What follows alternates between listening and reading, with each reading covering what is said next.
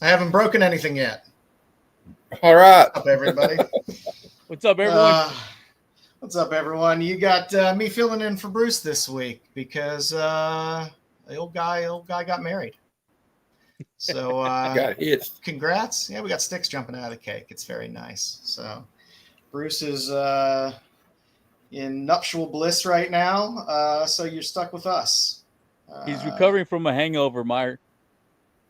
Yeah. Do not attempt to adjust your screen. Nope. It's just us this week.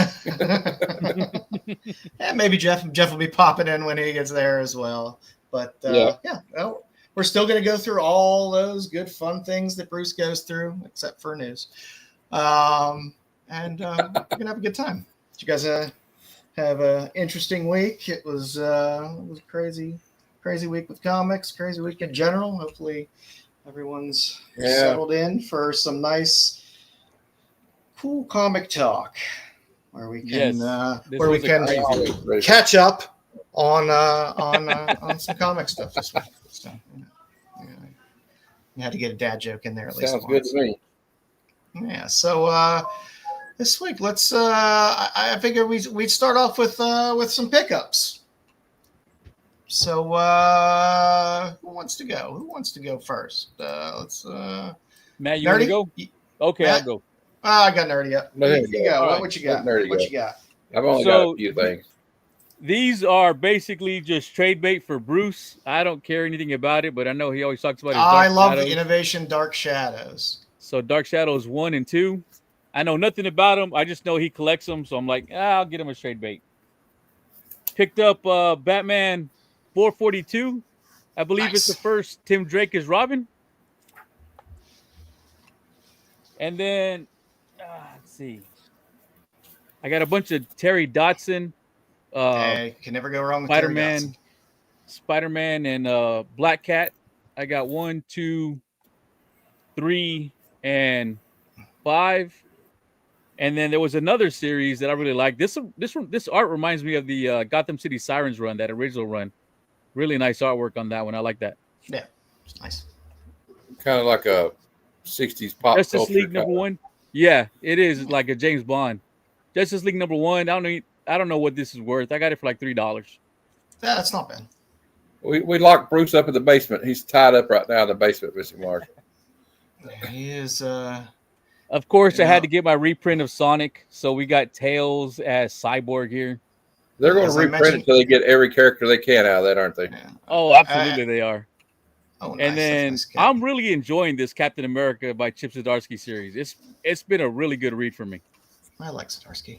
As I mentioned earlier, Bruce got married this weekend, so he is he's entitled to a little R&R. He's entitled to a little R&R.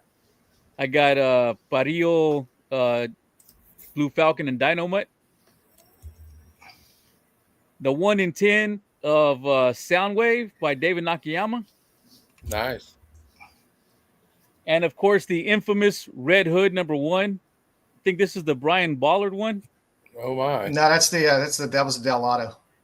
I think that's the Delato. I think that's the Delato. Yeah. Oh yeah, you're right. That is a Delato. And here's the EOM. And Hello Darkness. I love all their covers. Great covers. Of course, I'm going to get the version of it. Yes. It's a good foot cover. And then the other cover. And, of course, the version of that one, too. Yep. I love Rebecca Pueblo. And since I am a big fan of... Let's get through this one. We got Justice League, and it's all by Michael Turner. So I got 0. You got the Red Tornado one in there? 2, yes. There we go. Yep. 3, 4, 5. They need to do more with Solomon Grundy. I really like Solomon Grundy as a character, and they don't do much with him. 6, 7. I think this is the 1 in 10, right? I think this was a 1 in 10 ratio. Offhand. And then number 8, number 9, number 10, and I got 3 of the number 10s. Oh. And number 11. And to continue with my Michael Turner, I got the 5th printing of Tomb Raider and Witchblade. Nice. Witchblade number Nice. 14. I love loading up on an artist. 20. I got all these for like $3. It was great. 25.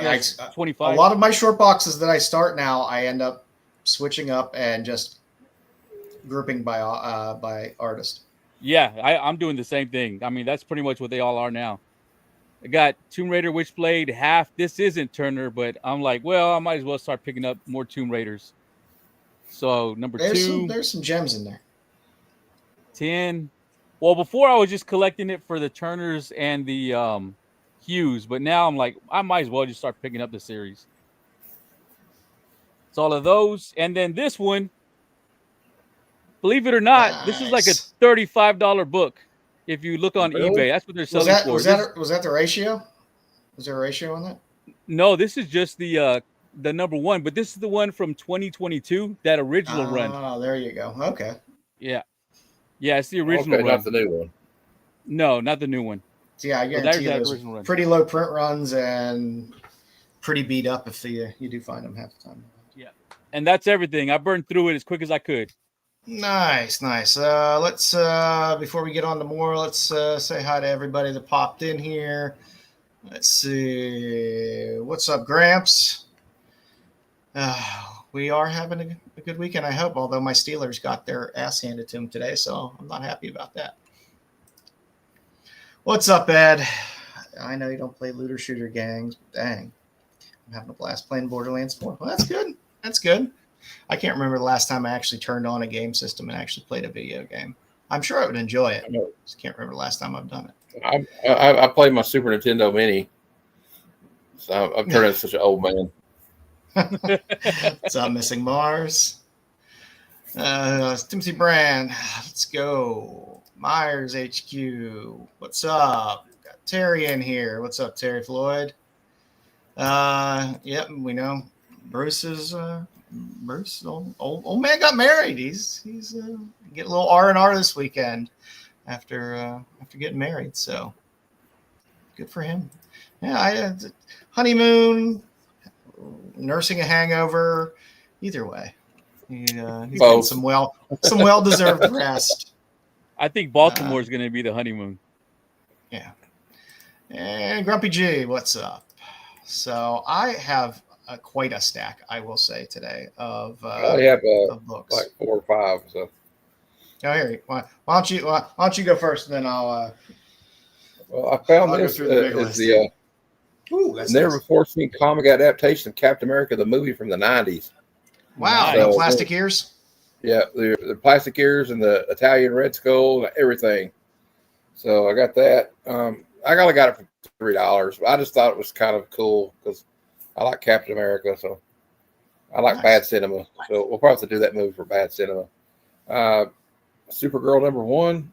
I don't know the significance of it, but I just thought it looked cool. Yeah.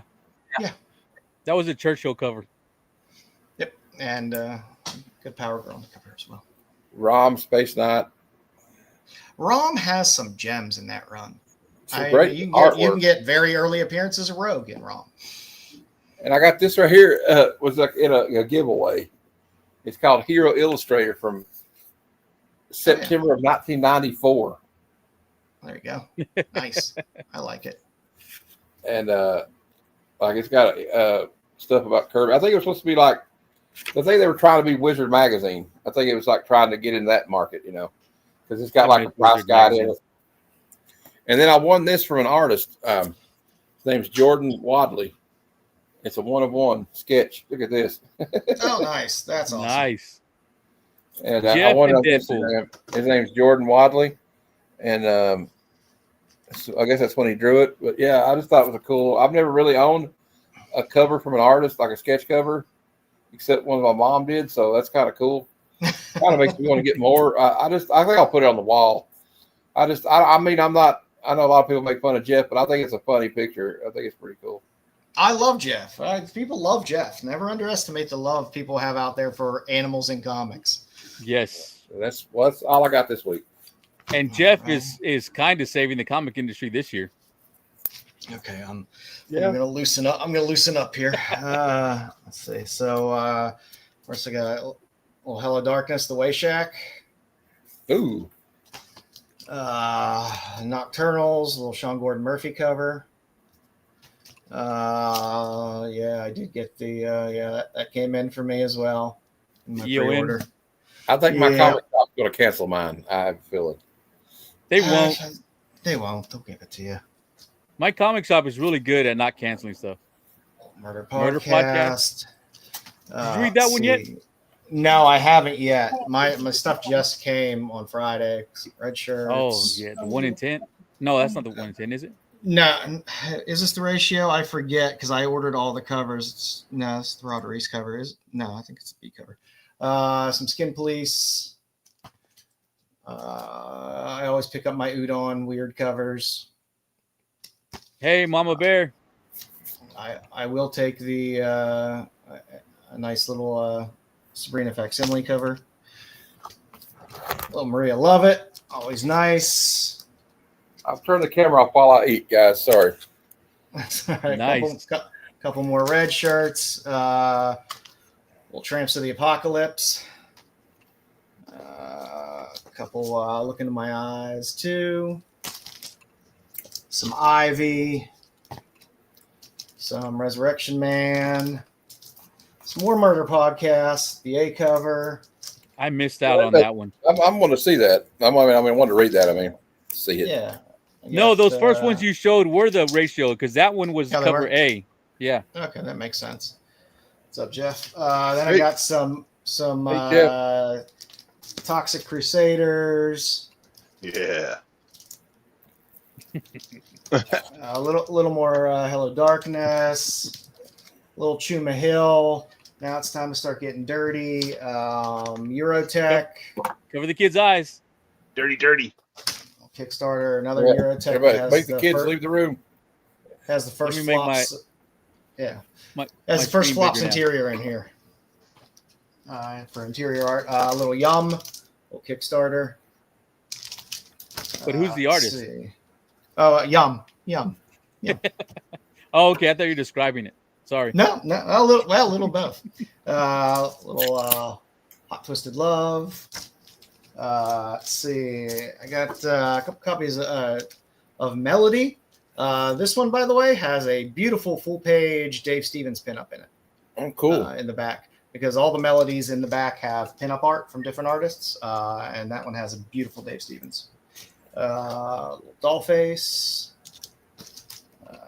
Let's see. Forbidden Airlock. We're getting weird tonight, kids. Fighting Femme Classics. Then I got a few runs. I picked up a nice little run of treasure chests. That is a treasure chest. Yeah.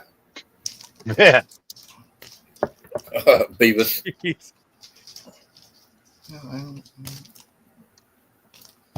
I feel like each one is getting bigger as covers go on. they're all drawn by the guys from Weird Science. Little Gray Moro's Mora. It's nice. Let's see, got a little Exotic Fantasies. A little Texera Vampirella. Little Sweeter Gwen. Little On Her Knees and the Naughty Nurses. Hello, nurse.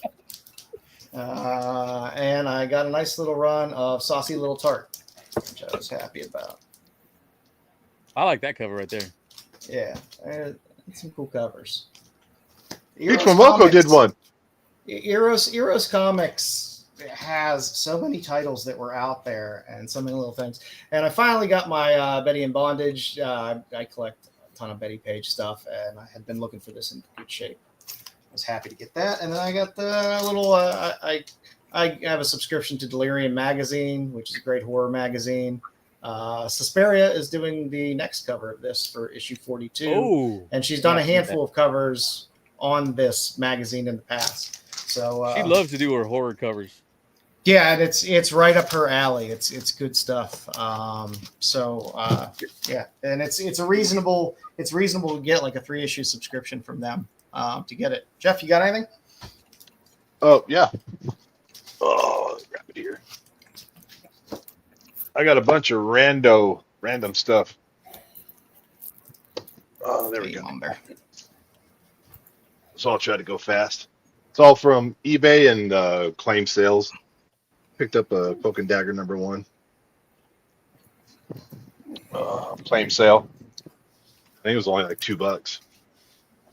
This, I can't remember where I got it. I want to read that series. This was from my LCS. It's still on my pull list. Nice. And this is also still on my pull list. Are they sticking together? You tell us. Jeff. You could tell the ones I haven't read yet.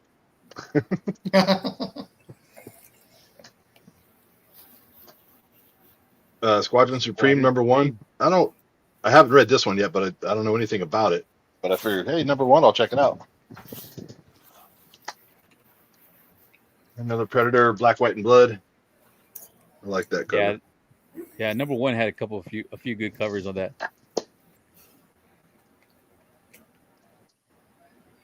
Scarlet #1. Scarlet.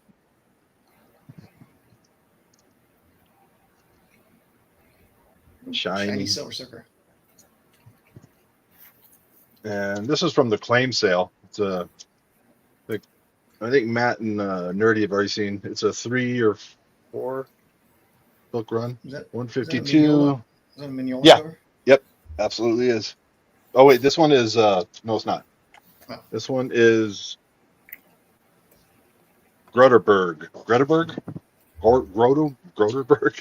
Gutenberg. Yeah. So is Mahoney? this one. But I just saw the art and I'd never seen this before. It piqued my interest. It was like $2 for each book. So I was like, yeah. It's got like the 90s gimmick trading cards in the center. I mean, if they're going to give you a deal for $2 to $3, it's hard to pass those up. Yeah. I just wanted to check out the art and read the story. I forgot where this came from.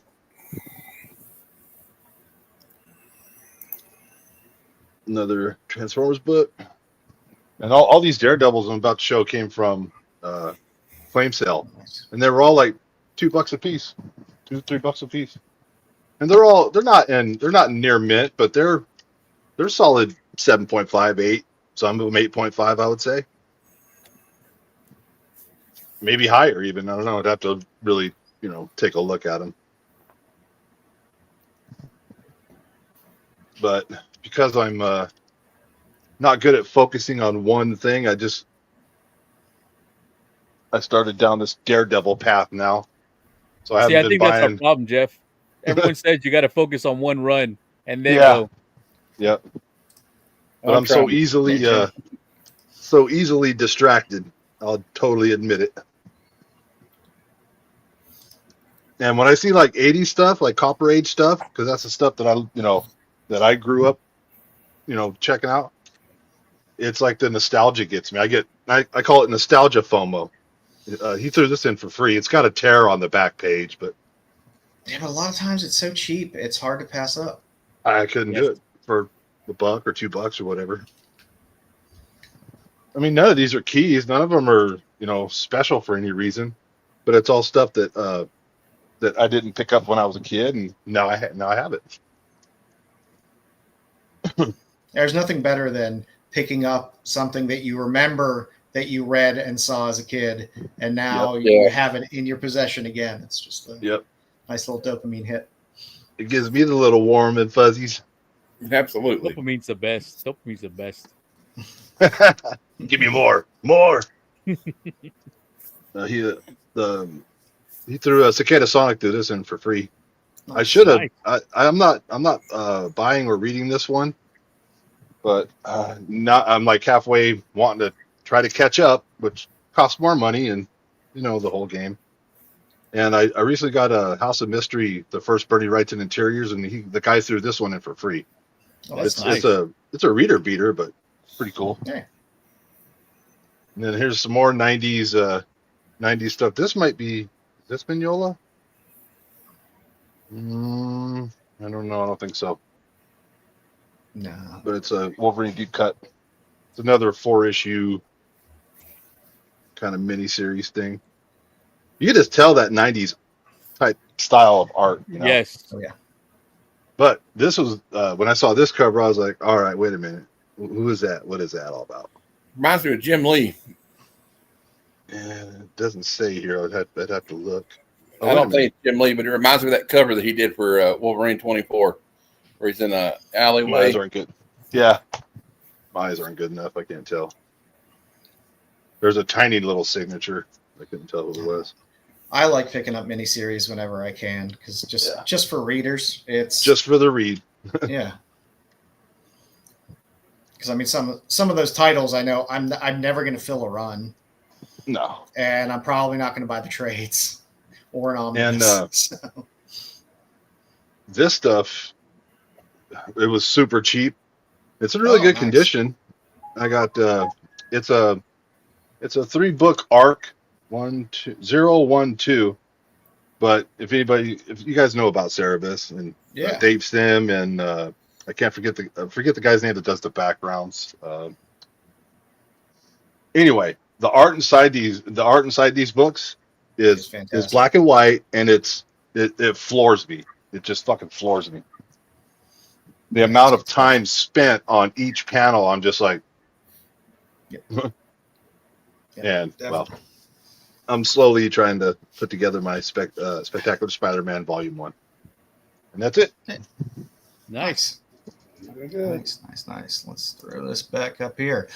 I figured let's get into the show. No, you're not getting any news this week. I'm sorry. So, would you say that no news is good news? Yeah, it's like somebody wants to be something somewhere. A director said they might do this somewhere or something. There you go. That's what the news is. And here we go. Some movies made some money. Hayden Christensen rumored to want to do Darth Vader again. There you go. Yeah. There'll be something dumb out there, but it'll give Bruce a good backlog to talk about when he gets back. So. So I guess that brings us into you know what I threw it on the slide and I'm not a clickbaity person, so I figured why not just talk about it since we're not going to do the news. Is it time to buy, sell, or hold comics? So just open panel discussion. Hey, I think the question itself is so sweeping and so broad. You gotta narrow that down. Because what comics are you talking about? and that's where I actually wanted to lead the discussion because I feel the same way. We hear it all the time. Oh, it's a horrible time to buy comics. The market's down. The market's not necessarily down in some places. It is in some places. It is in others. Sometimes people just get more choosy about what they're buying. I don't know. I like downswings in the market and little lulls in the market. Allows me to fill in things that I've been looking for. There are some things that are still holding solid value. I think you just got to be choosy. People are overwhelmed. There's so much. There's so many indie titles. There's so many covers on every damn book, stuff like that. I think there's a little bit of fatigue there, but Marvel and DC don't think so. They're still giving you blind bags with 75 covers and all this other shit. So, I think when it breaks their back and they realize they're not selling to the LCS what they need to, then I think it's a good time to be buying and not selling. It's a good time to be buying and not selling. I think you could target sell. I think there are books that hit and do well, and there's times to maybe unload some of those books if you want. And those windows are, there's the major keys. Those are going to hold value over time, and they're going to ebb and flow. But you hope over time you're getting a steady appreciation. But the little popular books, the modern books and stuff like that, sometimes it doesn't hurt to get them cheap to unload a few, make a little bit. Oh, we got his appearance in Kingdom of Nerds. Oh, is he in the chat? I'm trying to manage his 8 million intros that exist in here. Everybody hit the like button. Step away. Go enjoy Bruce. your time. Yeah, Bruce, what are you doing here? Your time. We got this, man. Yeah. I would say, we'll burn down the house totally. I'll say this first as a disclaimer. I suck at flipping books. I'm not a good book flipper. I'm not fast enough. Not either. You know, and most of the stuff I deal with, because I'm broke, is in the 2-digit or 3-digit kind of realm. So those kind of books, anyway, even if I get them and they blow up, I'm not going to make a whole lot of money, even if I do flip them, you know? So for a guy like me, is it time to buy, sell, or hold? For a guy like me, it's a time to buy and hold. Because you just saw the stuff either. I showed, because I love looking for new art, new artists, new stories, stuff I haven't seen before. And when I can get it on the cheap, I scoop it up. Yeah, I think a lot of us, I mean, I sell a little bit here and there, but not much. I think more than anything, when the market sways, it maybe changes our buying habits a little more than thinking about holding or selling or whatever. And it's not that I find myself, I don't find myself buying less. I just find myself buying different. Yeah. I go back to I start doing run fills. I find weird shit that I've been looking for. And maybe I buy a little less new stuff coming out. A few fewer covers here and there, a few fewer titles. But it definitely changes my buying habits. But I think there's always a good time to sell books because stuff still keeps popping. I feel like I would be pretty decent at selling the books, because usually books I buy, I can get them. Like I said, like I tell Bruce and you all the time, my 1 in 25s and 1 in 50s, I usually get them for half ratio or less, and then those tend to sell for over ratio. The only thing is, I never sell any of my books. Like I always started buying, like, I'm buying what I like, and that's all I care about. Recently, I've been buying spec books, and even when I hit, I don't want to sell it because I like my collection. I know eventually I'm going to have to, because I say I'm running out of my room. My wife says I ran out of room 6 months ago. I moved from one room to sprawling out into another room. So yes, my problem is I don't like to sell volume because I don't like to sell lower dollar books. It's a headache. I like to take a book I can get for $30 and sell it for $90 or whatever, and do a few of those. It's great money wise, but the problem is it doesn't free up any space at all. It's like, hey, I sold 10 books and made $600, but I just took 10 books out of a box. That's nothing, you know. See, I'm trying to. So I recently built myself 11 short boxes, and my intention is to go through my 50 other short boxes and fill those 10 up with books I plan on selling on Whatnot or Instagram or eBay or whatever. But I don't, every time I go through my collection, I'm like, no, I bought this because I love this cover. No, I bought this because I love this run. And it's just, even if I have 4 copies, I don't want to sell them.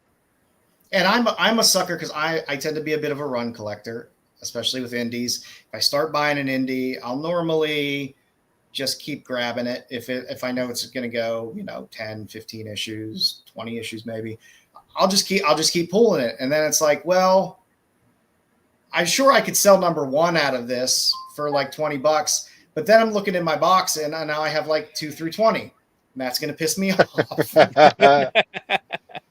Yeah, and I'm like, so I guess I'm just not going to sell it. I'm just going to keep there. I've got the Punisher miniseries, and they're in pretty good shape. I got them all in Mylars, and I'm like, now would be probably a pretty good time maybe to put them out there to see what I can get. But my heart's like, who are you trying to kid? You're not going to sell them. You're not going to put them up, and I haven't, and I probably won't. Yep.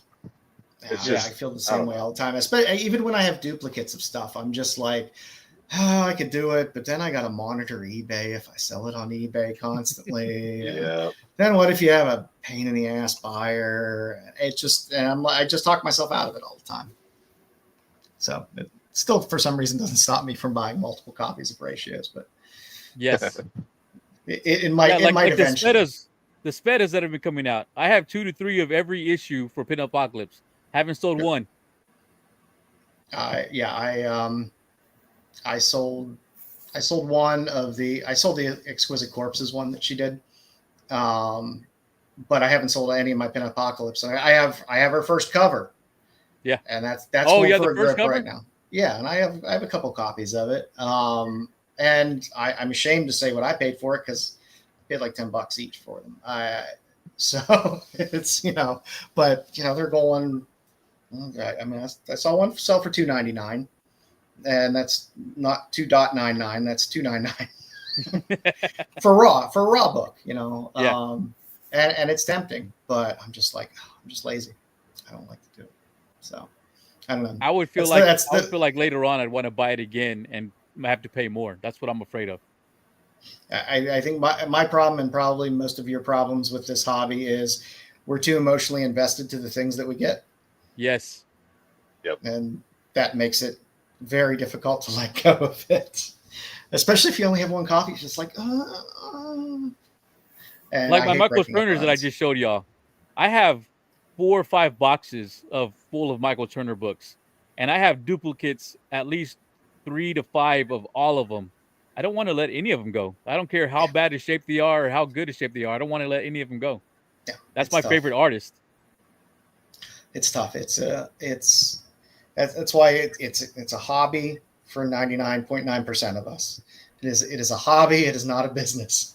No, for most of us. And I think that is probably a better way to look at it, because very few people are going to make a living selling and flipping comics and doing that stuff. No. You might be able to sustain your hobby, which is nice. It's nice to be able to load up a little bit of money from selling some stuff to go buy some other stuff and not have to dig into the piggy bank. Comic books it's still a volume business. Yep. That's why I only do it like that, to like kind of fun. Like, okay, well, maybe I can sell these books I don't want anymore, and fun me getting this book. That's the only reason I do it. There's no, it's very few and far between. I was talking about somebody about this earlier. The chances of you being like a seller like Comic Tom or one of these bigger sellers on whatnot is very slim to none, unless you have the money, like Jeff said, to get volume, which I do not have. So. And if you have that type of exposure already, he's got reach. Yeah, they can cycle through stuff very, very easily. I will say this though, if like I like the approach Nerdy was talking about like just filling a short box full of stuff that he's willing to part with. Once you get it all ready, he's like, hey, I'm ready to get rid of these. Guys like us, I think, have enough reach to say, hey, me and Nerdy are going to have a claim sale on such and such date, blah, blah, blah. Shoot it out to the people that are in our circle or whatever. And it goes out to some concentric circles out besides that.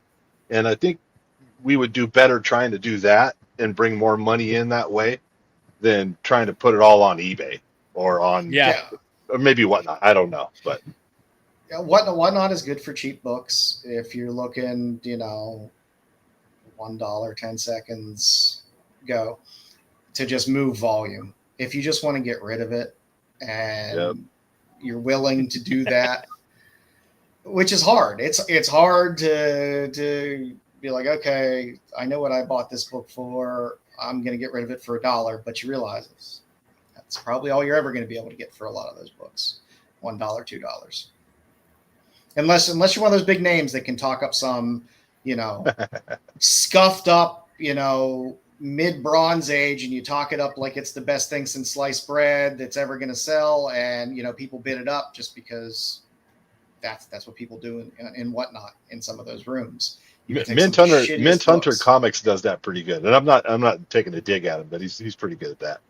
Yeah, and I like I said, I've been guilty of it. I bought Silver Age stuff before, and I kind of have my limit on where I'm willing to pay for things, and I know the condition it's in that's going to come. I'm probably not going to get my money out of it. Maybe you get that same amount of money out of it, but you're never going to get more. It's not going to necessarily appreciate more. I recently read a post on Instagram where somebody said, I don't see myself as a hoarder. I see myself as a collector. And when I die, everyone's going to be fighting for my estate sale comics. My kids could give a shit less. I tell them all the time, I was like, you guys are going to be inheriting this. So, everything except for those about 10 boxes over there that are filled with cheesecake.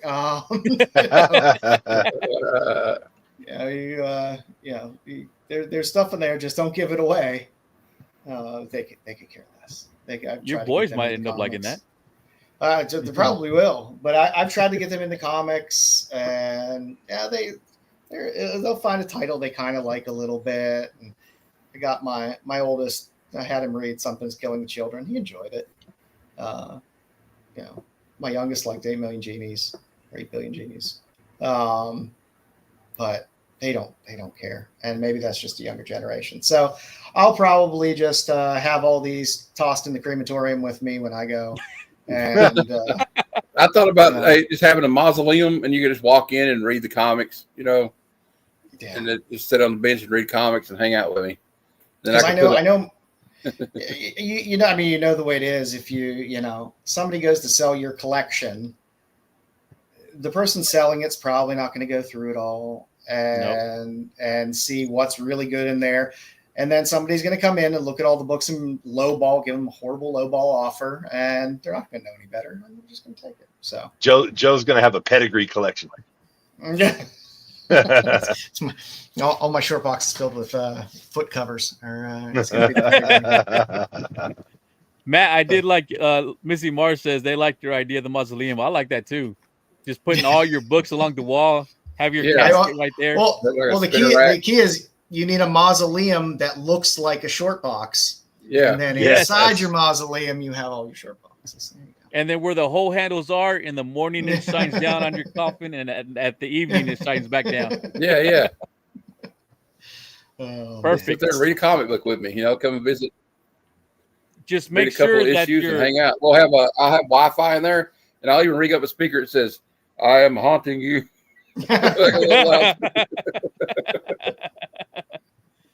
Oh, I got a deal with my best friend from the Marine Corps. I'm like, hey, when I die, I want you to take my phone, and once I'm buried and it's over, do a mass text saying thanks for coming. Yeah. There you go.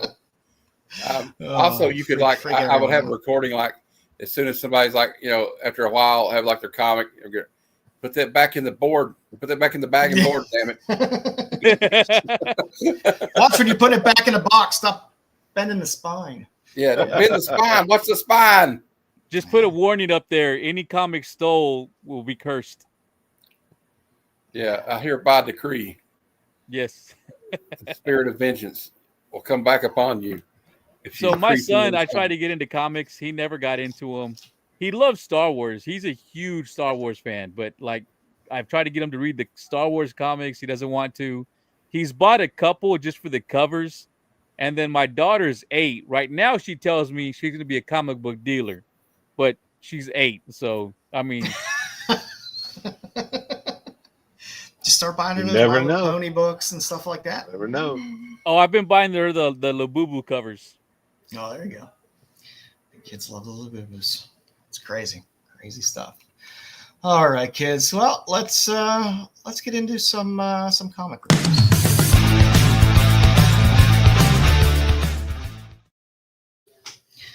All right, so I chose the books this week. I wish I would have read versus skimmed the books this week, but it was a busy week. So this week I went a little back in time. So I gave us Look Into My Eyes #1, and #2 just came out. So if you like 1, you can always pick up 2. White House Robot Romance, which is a distillery title. Chip Zdarsky. Chipper's always fun. And Cruel Universe, because everyone likes anthologies. Because if there's one story you don't like, there's probably another 1 or 2 in there that you might like. So and it's easy to jump in and out. You don't have to worry about if you're jumping into continuity or not. Yeah. I do enjoy that. Although some of those titles do carry on part 1s, part 2s, part 3s. So I think Blood Type does that. Carries through multiple parts. But yeah, I prefer straight up anthology. Just give me straight off little stories that I can roll with. So first up, White House Robot Romance. How'd you guys feel about it? I liked it. I liked it. I thought it was really cool, the artwork. And then you got and the story was really interesting. So apparently the president's not a very good dude. Like they're going to invade Canada, but like then they're going to like these robot was like Secret Service, and they're going to like I don't know. I just thought it was cool. Like the robots that always something happens when you're creating technology that you don't think is going to happen. Like these two robots like falling in love with each other, and they happen to work at the lab. It was fun. It was a fun mashup of humans and robots, but at the highest levels of of government. Yep. Where you have the robots doing all these menial tasks and non-menial tasks, interacting with people. It was interesting. It was fun to follow the robots as well and their personal lives. So I don't know. I like Zdarsky. I think he'll take it someplace interesting. Hopefully it keeps coming out. Some distillery books tend to lag a little bit in release, but they're always put together well. There's always good quality art, good quality writers, and quality product. If you don't mind the odd size on a distillery book, you got to make your own box for them. Yeah, I put them in. I just put them in magazine bags and boards and put them in a magazine box. That's just the easiest thing to do at this point. Now that I have way too many magazines that I have to start boxing them. So, well, I kind of want to continue reading this one though because it was really interesting. I haven't read anything from a distillery, but so this is distillery. Yeah, me neither. Yeah, they've had some good stories lately. They put together really good quality teams of artists and writers on a regular basis. When they first came out, they were just slamming stuff in there that was really great, with really great team ups of artists and writers. And then they seem to pump the brakes a little bit. There's not as many titles coming out on a regular basis as there were initially, but no, they seemed like there was at least once or two a week, but now it seems like they're way more selective. Yeah. When you first put this on the list, I had no interest in it. But then as soon as I started reading it, I read it all the way through, which is hard for me to do. And this was a longer book too. Yeah, I mean, the story got me. I mean, you cared about the robots, you cared about the human characters. I mean, it was really good. The art was amazing. I mean, I'm ready for issue 2.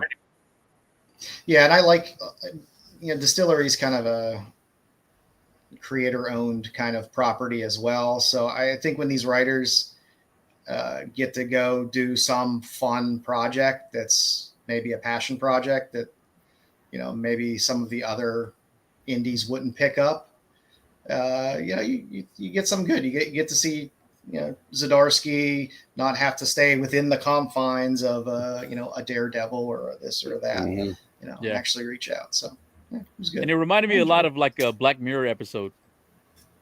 Yes. So I don't know. I'll keep reading it. Hopefully it comes out on a normal basis because, like I said, some of their titles have been delayed. You got also a little Blade Runner kind of in it too. Like they don't know that they're such well-made robots that they didn't really bet on them having their emotions like this. Like the guy doesn't want to die. Yeah. And they fell in love. It's kind of like, I don't know. It's kind of like a very like topical subject too these days because of AI. Yeah, I thought it was kind of a bit of a commentary as well. Yeah. 143. Of what may be held in the future. Who knows? Yeah. No, I give it a thumbs up. I'll read the next. Yeah. I'll give it a thumbs up as well. Yeah. And like I said, if you buy Distillery books, they're exceptionally well made. They're very nice quality as well. Well, I may have to start picking this one up. Yeah. Next up on the list, Look Into My Eyes, number 1. The art in this was gorgeous. It does have a little bit of a hook. There's a QR code in there that ties into the story, which was kind of unique. I don't know how I feel about the story and where it's going. I guess I'm not that age and don't have that type of angst. Okay, then I'm not the only one. No, but like I said, I mean, at this point, I'm buying the whole series regardless, just because of the cover candy and interior art as well, because it is a beautiful book. Yeah, the art was great. The art was beautiful. I mean, it was real. It was detailed. Like every panel was just full of detail.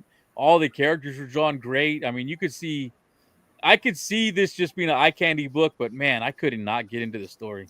All the angst I had in the mid '90s, this would have been a perfect book for me when I was a teenager. Yeah.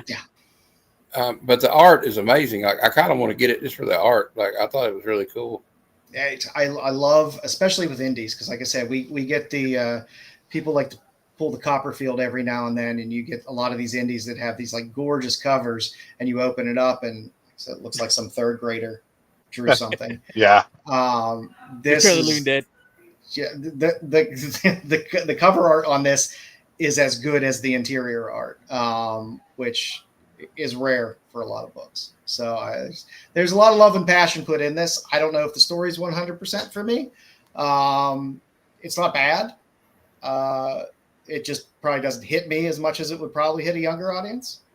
But like I said, it's on my pull list just because, again, the cover art and the interior art is just beautiful. And I'll probably sit down once I get the full series and reread the full series, just kind of all the way through. And sometimes I have a little different feel of a book when I read it all the way through. Full disclosure, I didn't get a chance to read this one, but I'm looking at it, and yeah, the interior art is pretty badass. Yeah, the interior art's amazing. You know, I love. So when I see that people put their heart into their art, that's something that you'll win me over doing that. And there's so many times that I've seen a cool looking cover, because I'm a cover lover too. Yeah. And I grab that book, don't know what it is, it's an indie or whatever it is, and then you say, you open up the page and you're like, oh, what happened? Yes. What happened? And it just kind of now I'm kind of on a downer, and but the interiors of this is beautiful. Yeah. Yeah, I think so. I've been buying it in floppy, and I love the art. Art always drags me in, especially for indies. Some of them are a hit for me, some of them are a miss. But if the art's still really fantastic, half the time I will still buy the books just to appreciate the art. I'll still read through the story, but the art's fantastic here. I don't know anything about the artist on this, but I guess it's Rabin. But I'm hoping they do more work, because they look like they're influenced by Jeff Darrow a little bit. Oh yeah, there's that level of detail in some of those. That panel on the right, that one reminds me a lot of Maria Wolf. Yeah. And a little Frizen in there as well. Yeah. But these days, how often do you see that kind of effort put into the panels and the interior of books? Not often. No. And like I said, it's a little gimmicky because of the whole QR code thing, which gives you some more content. You go to the QR code, it takes you to a message board type thing. You get a little more content out of that. So it's a little more interactive. Which I'm guessing is more fun for the kids as well. For the teen readers, early 20s that want a more interactive experience versus just reading a comic book. So yeah. It was fun. Like I said, I'm keeping it on my pull list just because the art's really good, and I probably won't immediately read issue 2 or 3 or 4. But I will wait till I have all of them together and reread it straight through again. It's one of those bingeable ones. Yeah, and it's like I said, these are the types of books where, like, if the story doesn't really catch me out of the gate, I'm gonna forget by the time I get to issue 2 what I read in issue 1. So for me, it's like just collect the run, read the whole run together. If it's a short series. And that way I tend to have a better picture of the story and a better feel for everything. And because if not, like I said, I have issue 2 here. If I read issue 2, I'll be fine now because I read issue 1. But normally, you wait a month or so for the next issue, and you're like, I don't remember what happened.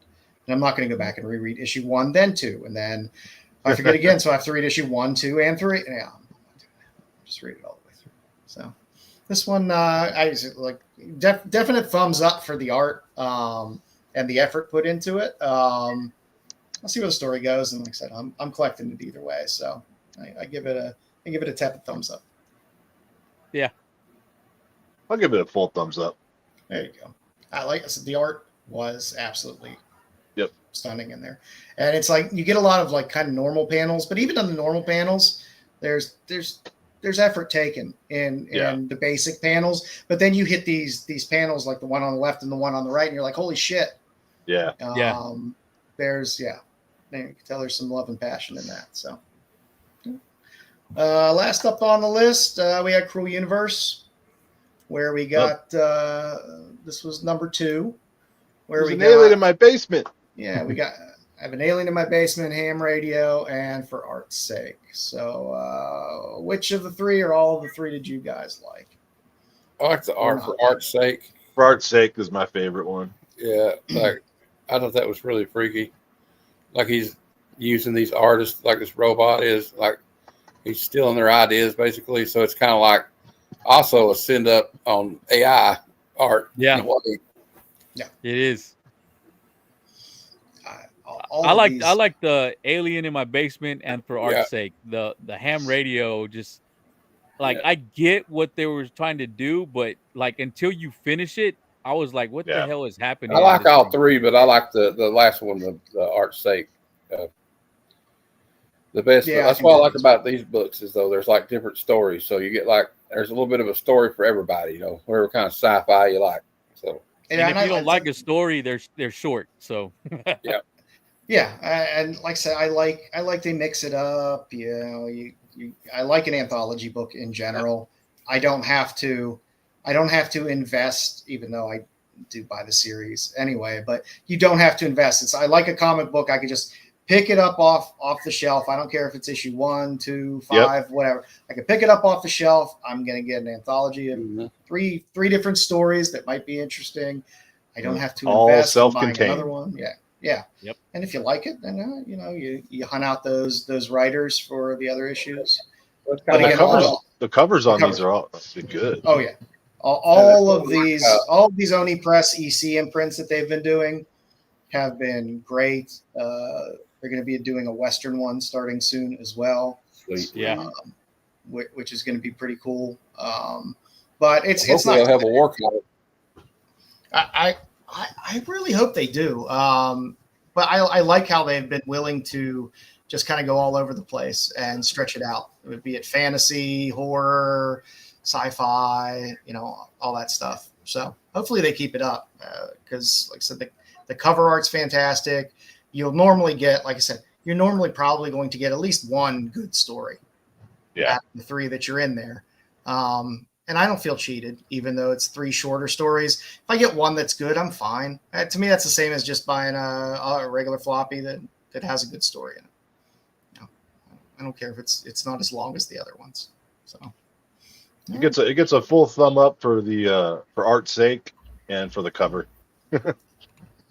Vermejo's been killing it on these covers. I mean, there's only been 2, but they've both been great. Yeah. Like I said, they're fun, and the ratios on those tend to be fun as well. And again, those ratios, you could pop into Midtown every now and then and pick up some of the back issues of those ratios under ratio price as well. So that's what I've been doing.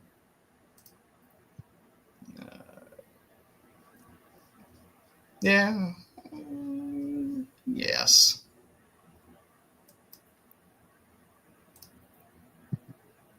Yeah, what do we got, Mama? Yeah. It's okay if it's floppy. That's normally it's okay if it's floppy but long. But not both. Not short and floppy. That's normally a no-no. So all right, so that's what we got up for that. What do we got up next? Oh, Bruce did his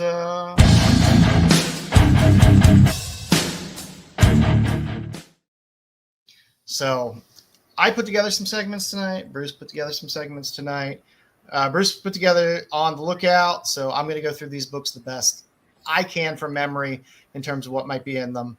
And we'll take a look at some things that at one point were hot and now maybe are, maybe not. First up on the list, we got a little Iron Fist. Iron Fist 14, we got our first Sabretooth there. Yep. Yeah. Last sale, we got $252. High 9.8, which I won't count because it was in 2021.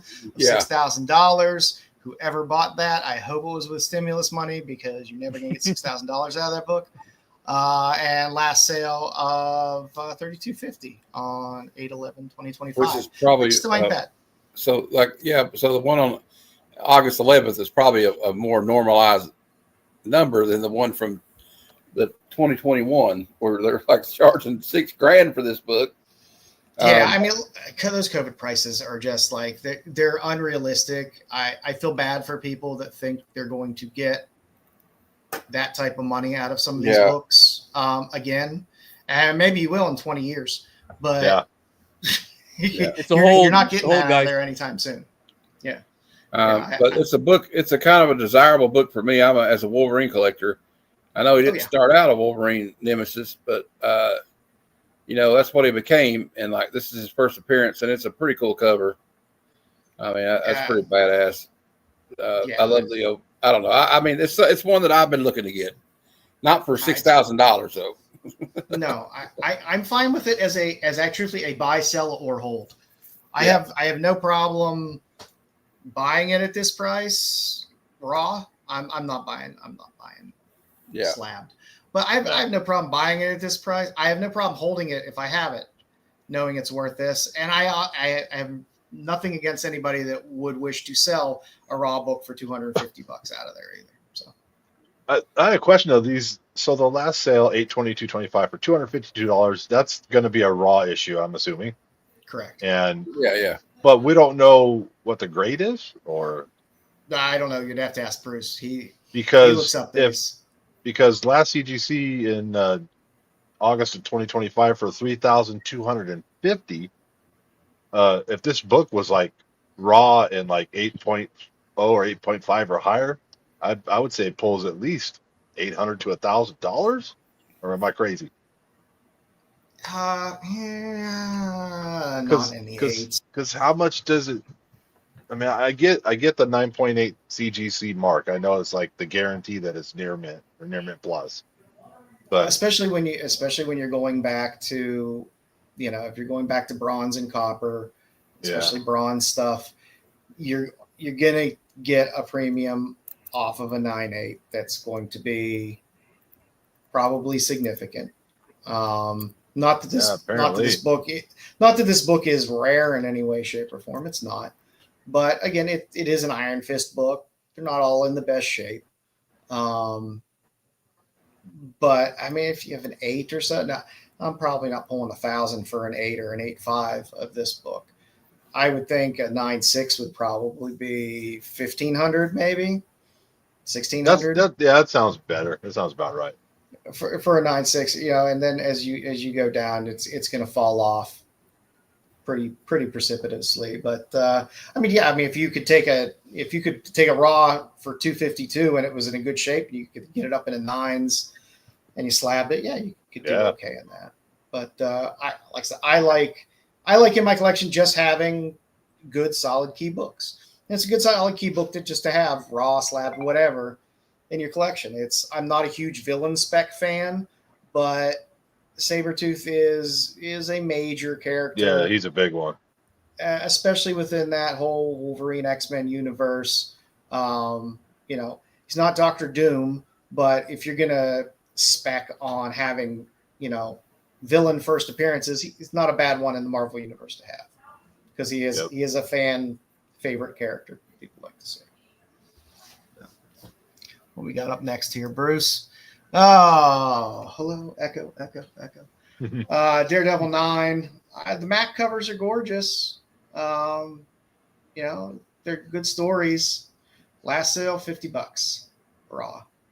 Ooh. Last 9.8 sale, $100. COVID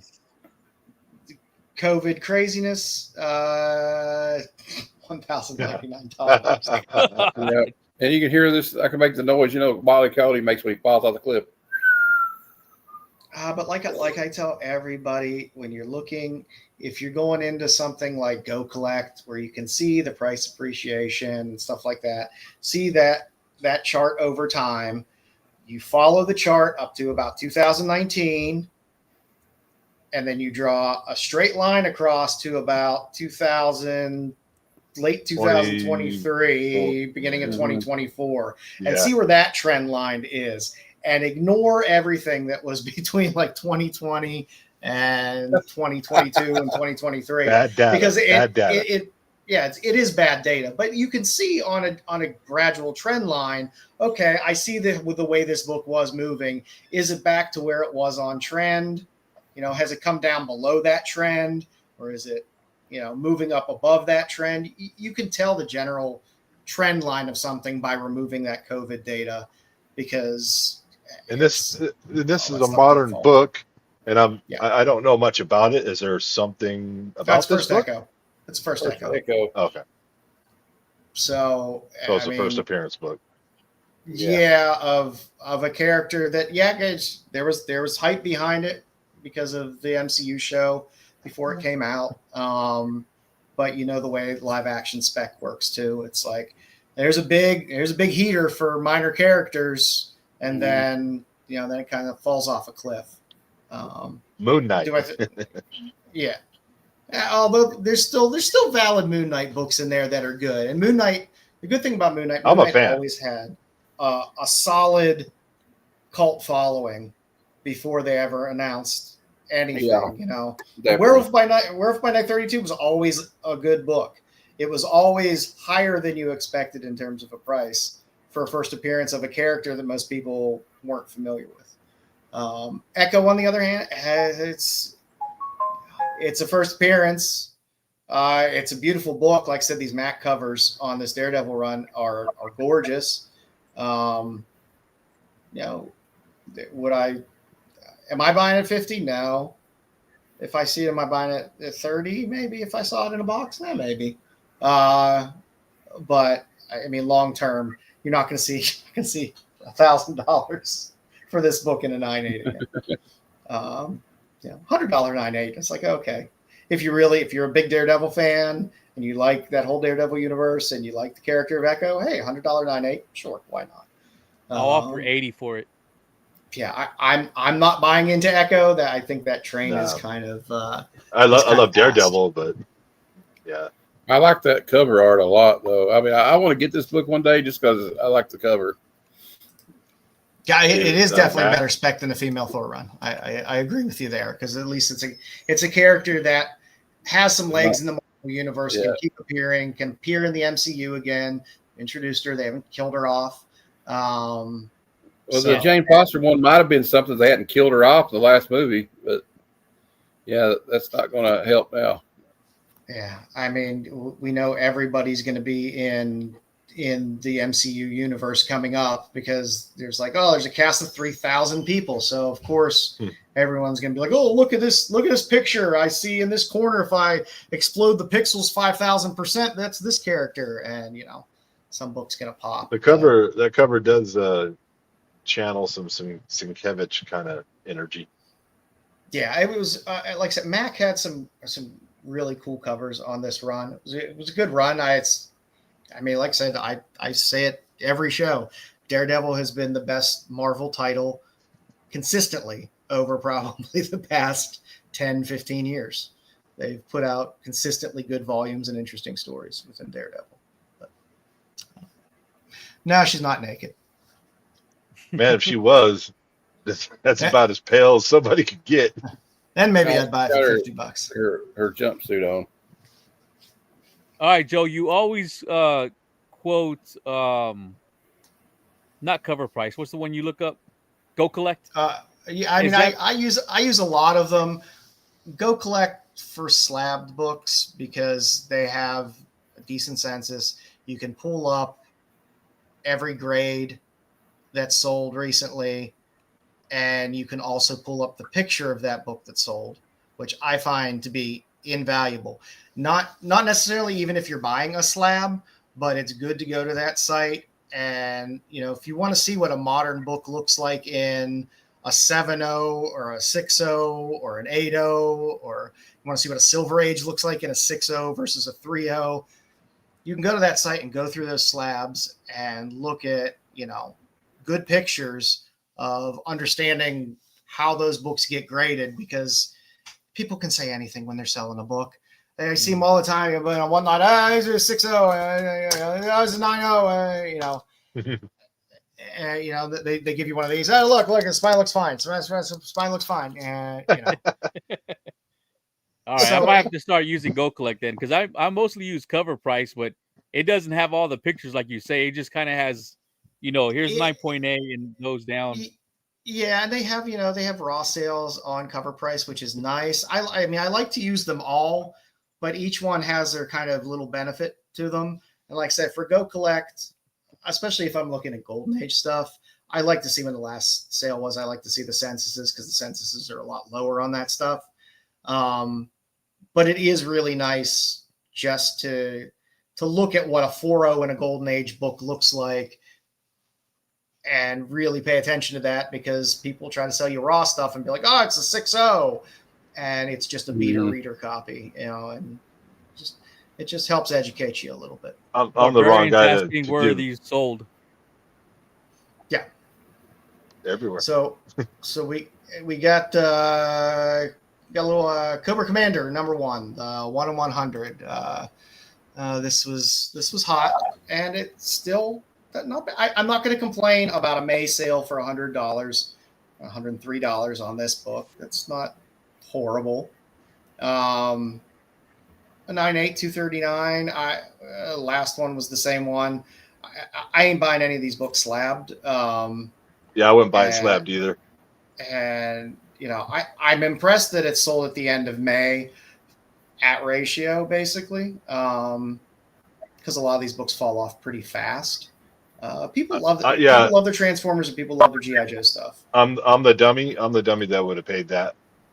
I would have paid that because I'm a G.I. Joe and Transformers head. So even though I'd probably try to be like, well, will you take 85? No, I'm staying at 103. Okay, fine. I mean, you got Cobra Commander and Megatron on the cover. It's pretty cool. It's a high ratio. Speaks to me. It's a series. It's where Go Collect gets his its sold prices from. They'll tell you whether it was like Heritage or eBay or whatever. There you go, Barbarian. Yeah. So they, like I said, every one of those. There's no. That's the kind of problem with doing comic research. It's very difficult. I mean, I do those spotlights on Fridays all the time, and if I pick an artist or something like that, I try to grab maybe 100 or so different covers from their work. And it's not easy to find sites that are complete. I got to go to 2 or 3 different sites to try to find stuff sometimes, because every place will have its gaps. It's the same thing with looking for prices and stuff like that.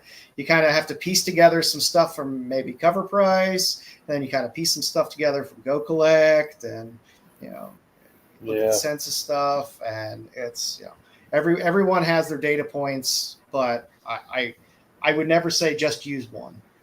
I would say always use as many as possible to look for books, if you're buying higher dollar books especially. But like I said, use them. You don't even use them for price as much as just to educate yourself for looking at conditions of books and things like that. Because I hate to see people buy something where they're told it's a 7.0 and they get like a 4.0 or lower, or some reader copy that's really beat up, especially in Silver Age and Golden Age stuff. It's Matt, would you pay $100 for a crispy raw of this book, or am I crazy? I guess I'm crazy. I don't know that I would. I mean, I'll try to pay 80 for it. Yeah. But yeah, I mean, I can't even find it. I was trying to find it. Oh, I just found it. A 9.8 of the foil is like $269 right now on eBay. That's a foil though. Yeah. I don't know. I think the one on 100 might have been foiled. I can't remember. Okay. There's so many covers for all this crap. And between the G.I. Joe stuff, the Transformer stuff, the Void Rival stuff, there's so many covers, so many printings.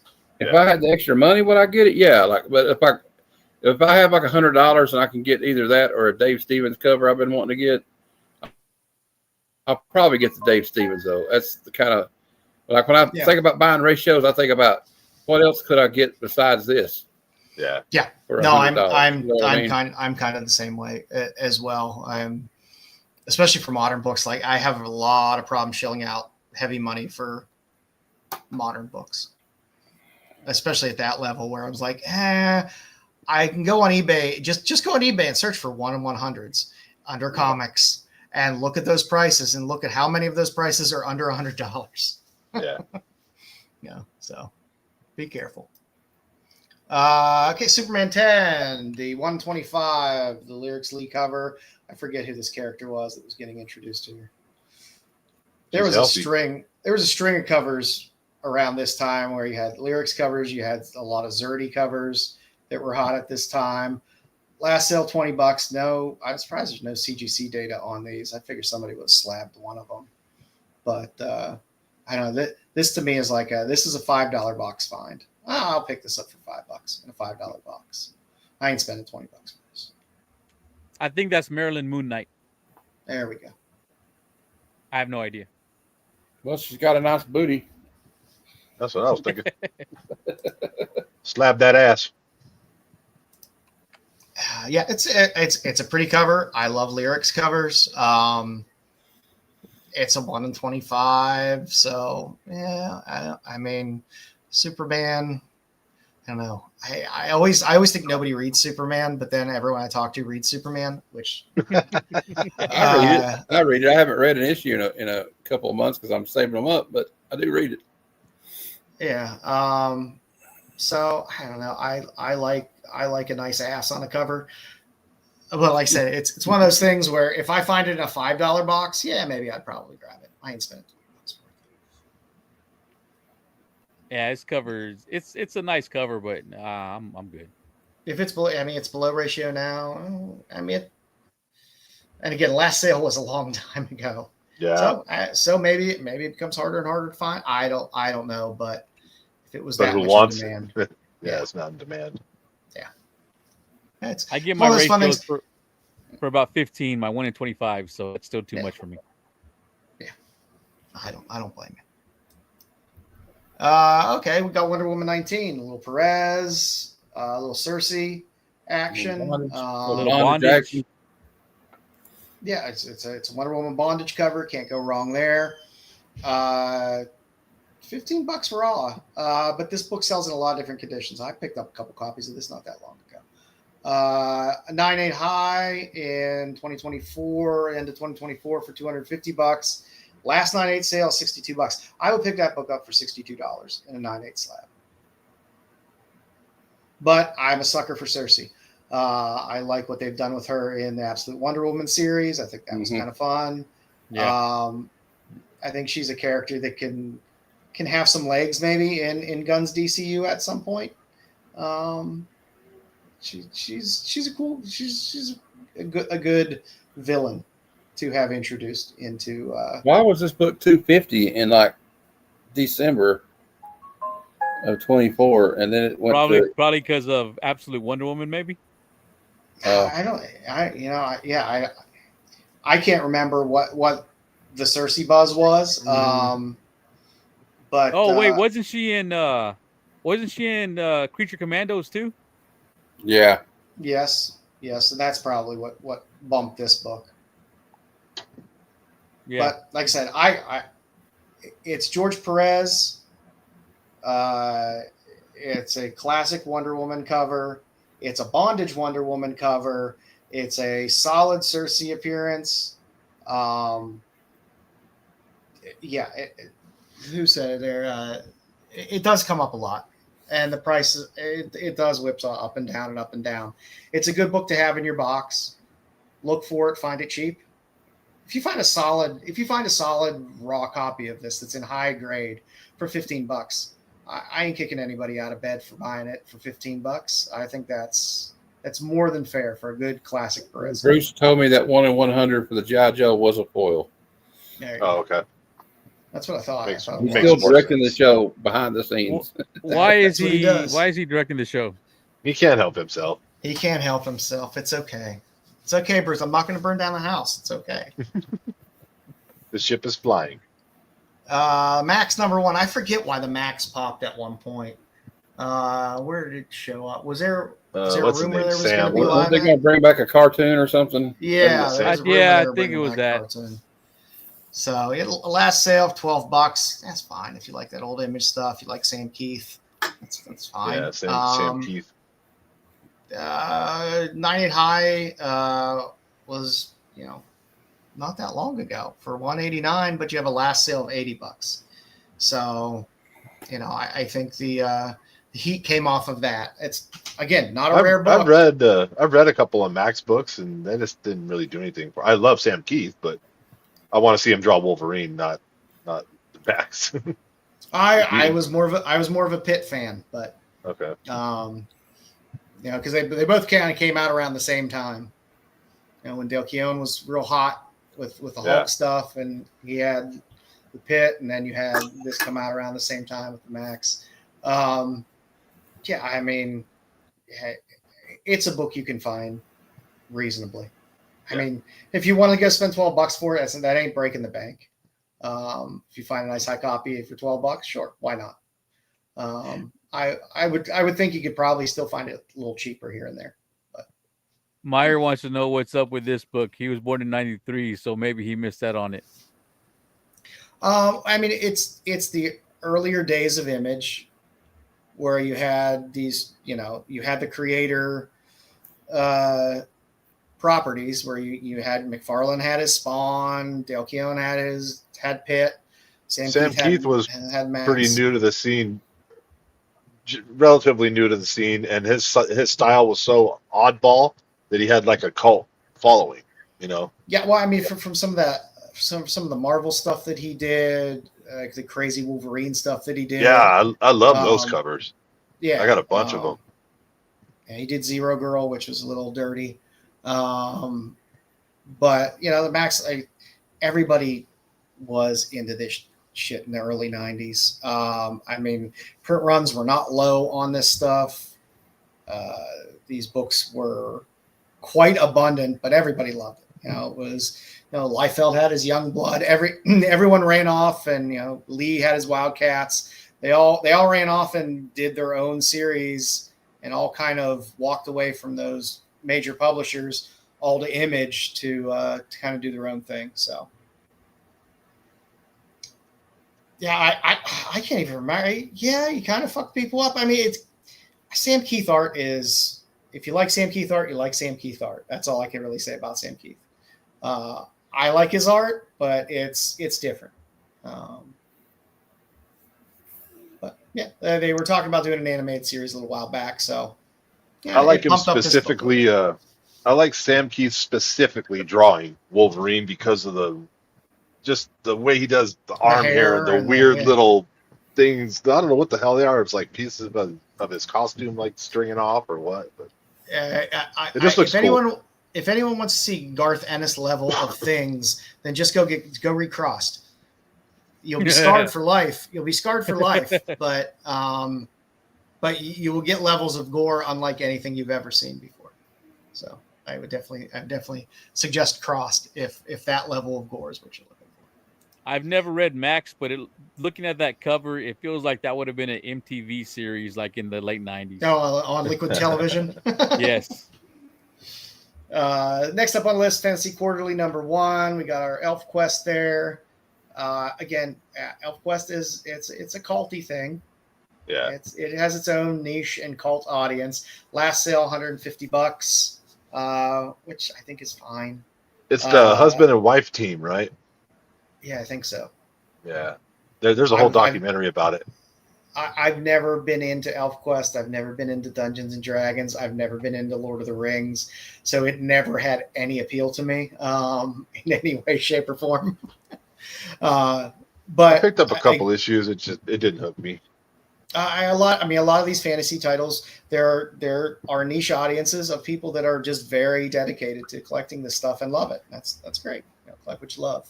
They sell though. Oh yeah, I mean that the 9.8 high of 2,300, almost 2,400 bucks, 2023. That's a little high, but still a 9.8 going for 1,440 is pretty good. Again, it's not the type of book that you're normally going to find in good shape. Right. So, take that for what it's worth for the 9.8. I can't remember enough about the documentary. I'm going to make the assumption this is the first appearance of ElfQuest. I believe it is the first appearance of ElfQuest. Okay. Yes, well, Savage Dragon especially. Savage Dragon kept Image relevant during the dark time because that book's still going. that and Spawn, those are long-term survivors. But yeah, like I said, 150 for this book. That doesn't surprise me. Am I buying it? No, but that ain't my wheelhouse. So, if you're an ElfQuest fan and you find a nice, high-quality copy, I would pick it up. That's not a bank breaker either. 150 bucks for a book that's going to be hard to come by in high grade. Next up, the Hood is come and gone. Maybe we'll get more Hood. Maybe Ironheart won't be horrible. I don't know. We'll see. Joe Treehouse. But the last sale, 21 bucks. Again, it's villain spec. Take that for what you will. That high in 2022, 650. That's just stupid. Last sale of 170. Okay, it still has a little pepper on it. People like the character. It was a decent character in Ironheart. Was a decent villain. It's kind of cool. The Hood's been involved in the comics with the Ghost Rider runs and stuff recently. So the character's been getting a lot of play lately. All these Marvel Max titles are kind of fun to go back and dig some of those out when you can find them as well. Like I said, I don't see a problem with $20 for a raw copy of this. Am I buying it for 20? No, probably not. But I wouldn't yell at anybody for doing it either. So the Hood. It's a nice cover. It is a nice cover, and it's an interesting character.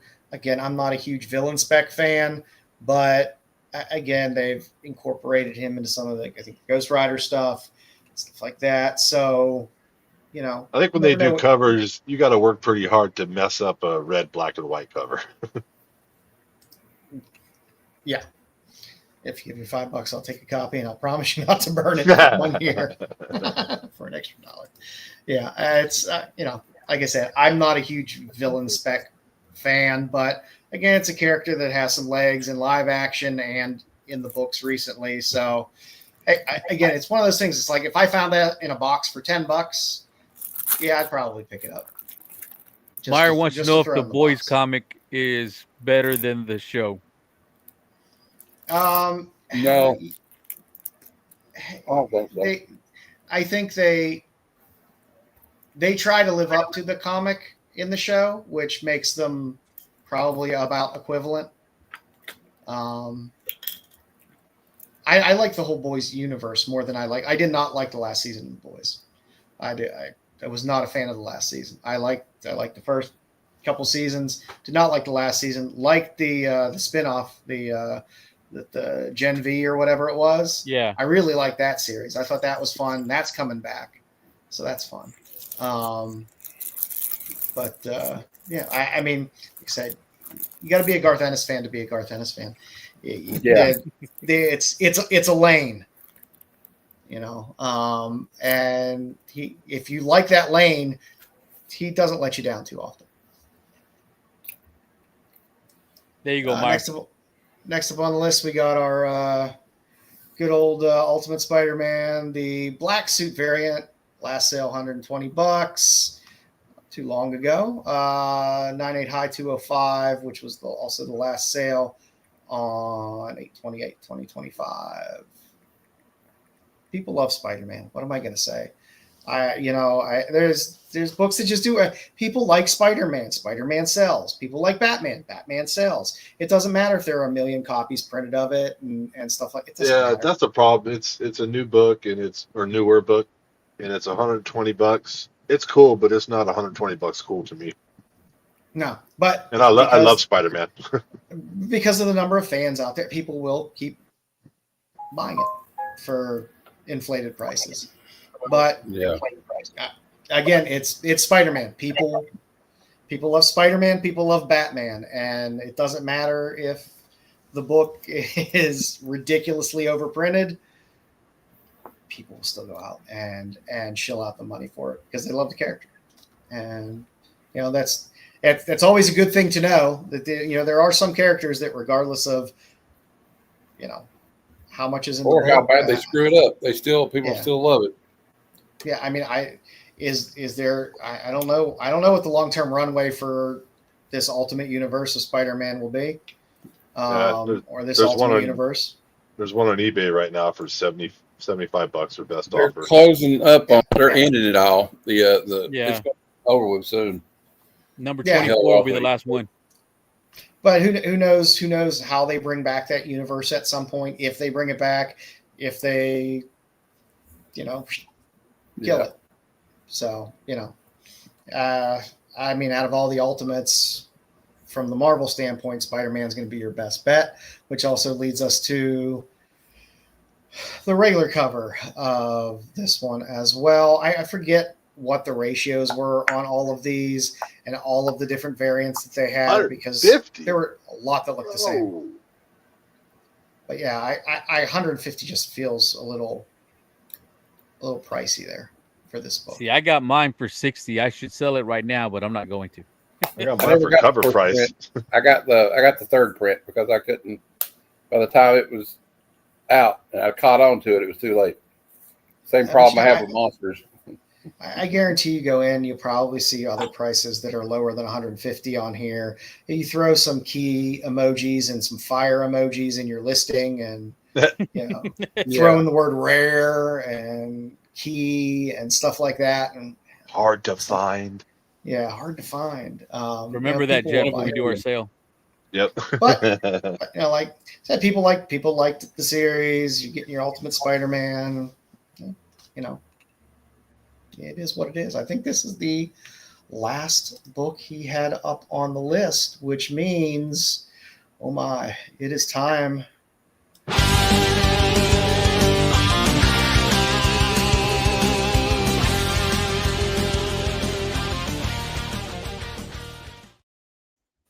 You get Joe's Dolan's Flaming Hot Covers of the Week, where we take a look at what's coming out this week in terms of hot covers. I put this list together, so if there's any problems with anything that's on here, you can blame me. So we'll put the blame on you. We'll blame Nerdy.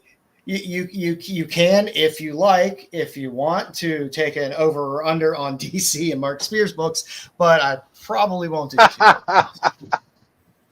So I'll go one. Yeah. Yeah, I have my niche that I like, but I tried to stay as mainstream as I could.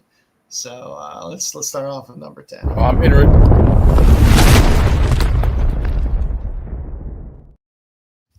What was that, Matt? I'm interested to see what your list is. I looked it over earlier. I kind of like the picks. I like to kind of be all over the place. I like to throw you a curveball. I know there's 8 million different covers for the whole Marvel, DC, Deadpool, Batman stuff. I'm a sucker for Jeff covers.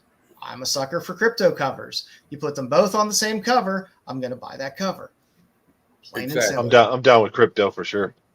Kuhirio as well. Nobody does Jeff better. And it's fun to have crypto there as well. Like I said, I'm a sucker for this stuff. I'll buy all the dumb animal books that come out.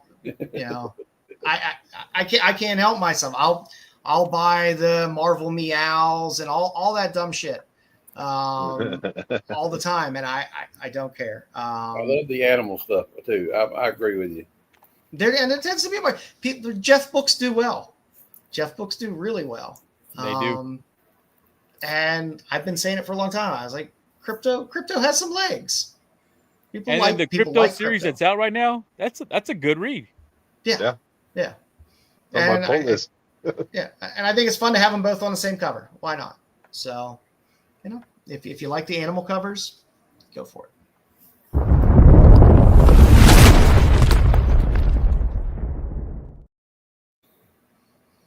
There's one DC. Hey. The Wonder Woman 25 cover E. I'm a huge Yasmin Putri fan. This is the pumpkin spicy variant. Putri's great. She's done so much fantastic work with Marvel and DC. I pick up any back issues I see for her covers all the time. She's an amazingly talented artist, and it's a good cover.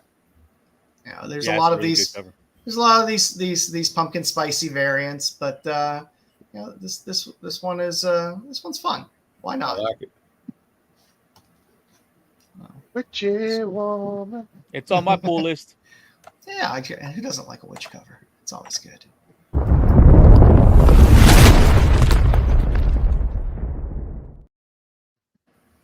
Battle Beast. Hey, Ribic is Ribic, man. There's his work is amazing. People love Battle Beast, so Invincible Universe Battle Beast number 5, the 1 in 100 Ribic Later, cover. It's like I said, people love Battle Beast. It's a great Battle Beast cover. Ribic is great, and people love Invincible stuff. Yeah, they just dig it. People love Battle Beast, so yeah. So yeah, it's a pretty cool cover. Yeah, I like there are people that just think Battle Beast is their favorite character out there. I'm looking at you, Mel. Invincible Lion-O. And they love it, and it's a fun character, and the covers are always badass. So I'm not shilling out for a 1 in 100 on it, but I love the cover, so I threw it up there. So I figured, why not? Yeah, Bob.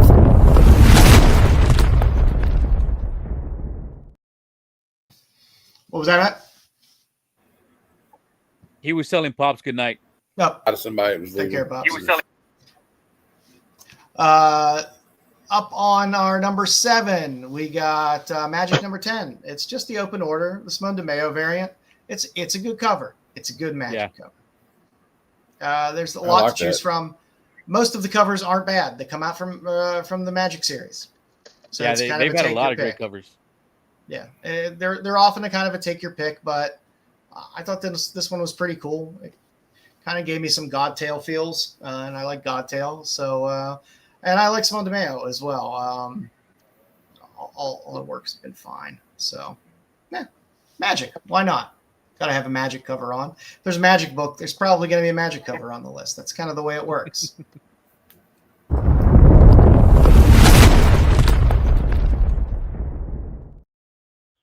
Up at number 6 of Exquisite Corpses number 5, the Cover D Stealth variant. I still don't know who did this because they didn't write the artist down on there, but it's a badass cover. Exquisite Corpses covers have been good, but this was fun. This was better than the other ones that they had out this week for Exquisite Corpses. So I'm still reading it, even though it's kind of boring me a bit. But I'm invested now. Better so than I'm 3. stuck. Yeah. Good. Because they need to pick up the pace a little bit. I can't deal with the same shit every. No, it was better. It was better. Good. Instead of just like, hey, here's two opponents. Oh, one's dead. There was actually some dialogue between the characters and an actual fight. It wasn't just a quick kill and it was over. Oh, that's good. That's good.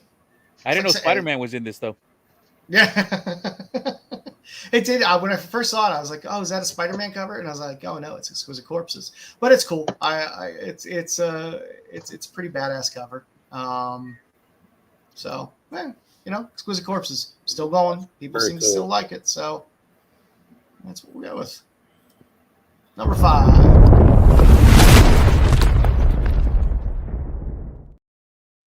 take the turn, and hey, no, there's nothing wrong with buying open order covers.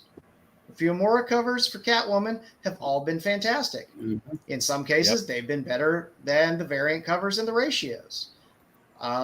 This is no exception. It's a great Catwoman cover. Why not pick up a cheap A cover and throw it in your box? Build that Catwoman run. Build a Fiumara Catwoman run because it's nice. People like to go back and get the Hughes run. Maybe people later on will want to come back and pick up this Fiumara run. Yeah, and I like that the motorcycle in the air with a whip coming right at your face. It's really cool. I've always said this about Fiumara. He never lets me down in terms of giving me something different for every cover that he does. Like I know with Artgerm, I'm going to have like 75% of the covers. It's going to be that one pose. And frizzing covers, you see frizzing covers, a lot of them feel, okay, I get it. There's poison ivy and there's different fruits or flowers behind her. I get it. I still love Jenny, but Fiumara gives you something completely different. It's more dynamic, cover. Way more dynamic. And it's something you like. You never know what you're going to get next from him in terms of a cover. And I love that. And I love that he's doing the A covers. I like when people can get access to, really, really good art in an open order book that's not going to break the bank. So, yay, Catwoman. Coming up at number 4.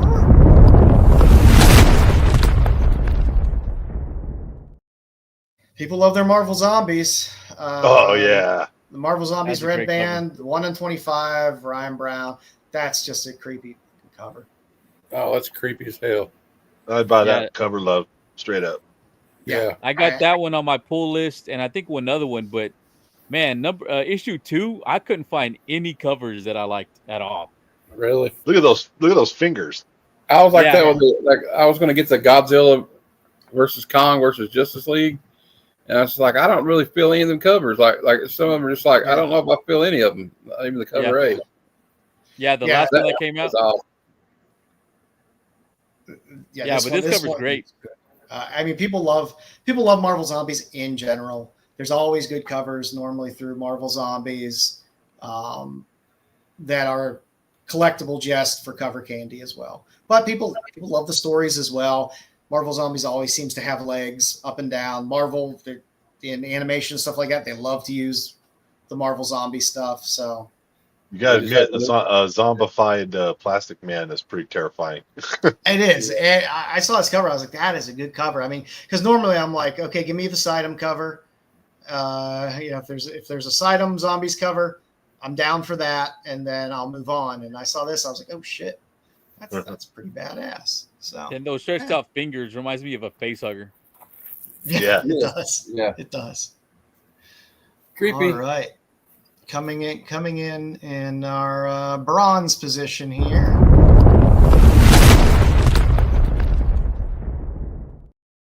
Not really a bronze position because I put these books in no specific order whatsoever. So they are neither getting better nor worse as we go through them. They're just 10 books. But I do love the Batman Second Night. I love Mark Aspinall. It's a gorgeous, gorgeous Batman cover. A lot of these Batman Second Night books have some really cool old 1920s feeling looking Batman covers. I collect a lot of Aspinall stuff. I love his work. And it's just a beautiful cover. If you're a Batman fan, it's just a beautiful Batman cover. This was on my picks this week on my top 10 list of variant covers. Yeah, I really just like the way they got the spotlight, and that's like really cool. Yeah, sometimes a simple cover is okay. Yeah. And it's a simple cover, but it's a good simple cover. So, yeah, little Batman.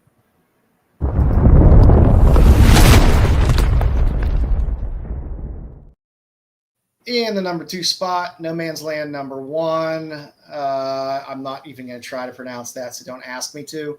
But the noir variant. I think it's just Simon Kodransky. Yeah, sure. That we can go with that. We can go with that. I want to read this book. I really want to. Yeah, I want to read this too. There's another I cover, which is I think the A cover. The noir variant is kind of darker and a little cooler looking. It does look like an interesting read. Some cool covers on it. Eyeball covers. It is a niche. There are eyeball cover collectors, mainly in pre-code horror, but eyeball covers are always cool and creepy. So this is no exception. Yeah, it's a new book, so like I said, you're gonna pick up an indie, pick up an issue 1, throw it in the box. Maybe it'll get optioned at some point. You'll be able to unload it. So, all right, and last but not least, our number 1 book.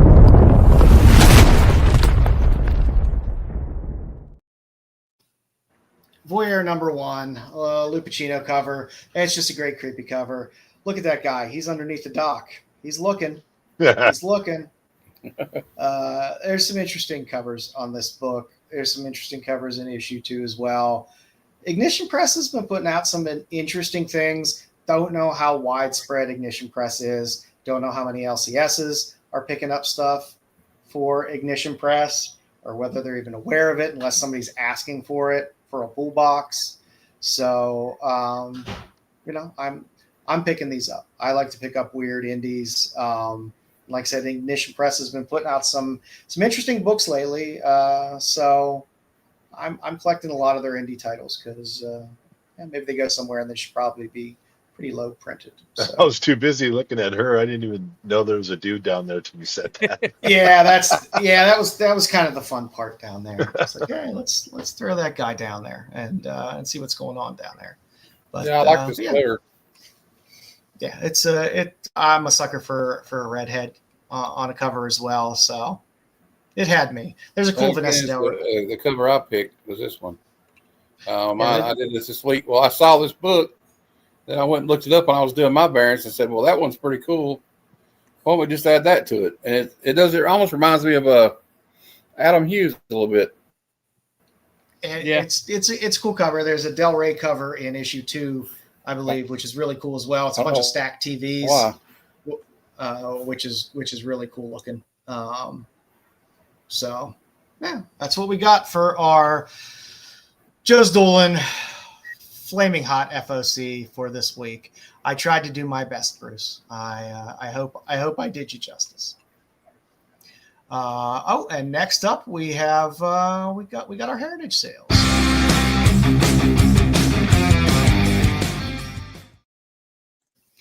I put together the heritage sales again there for this week. So these are my choices that I threw out there for a handful of different reasons. I did not go for big dollar books.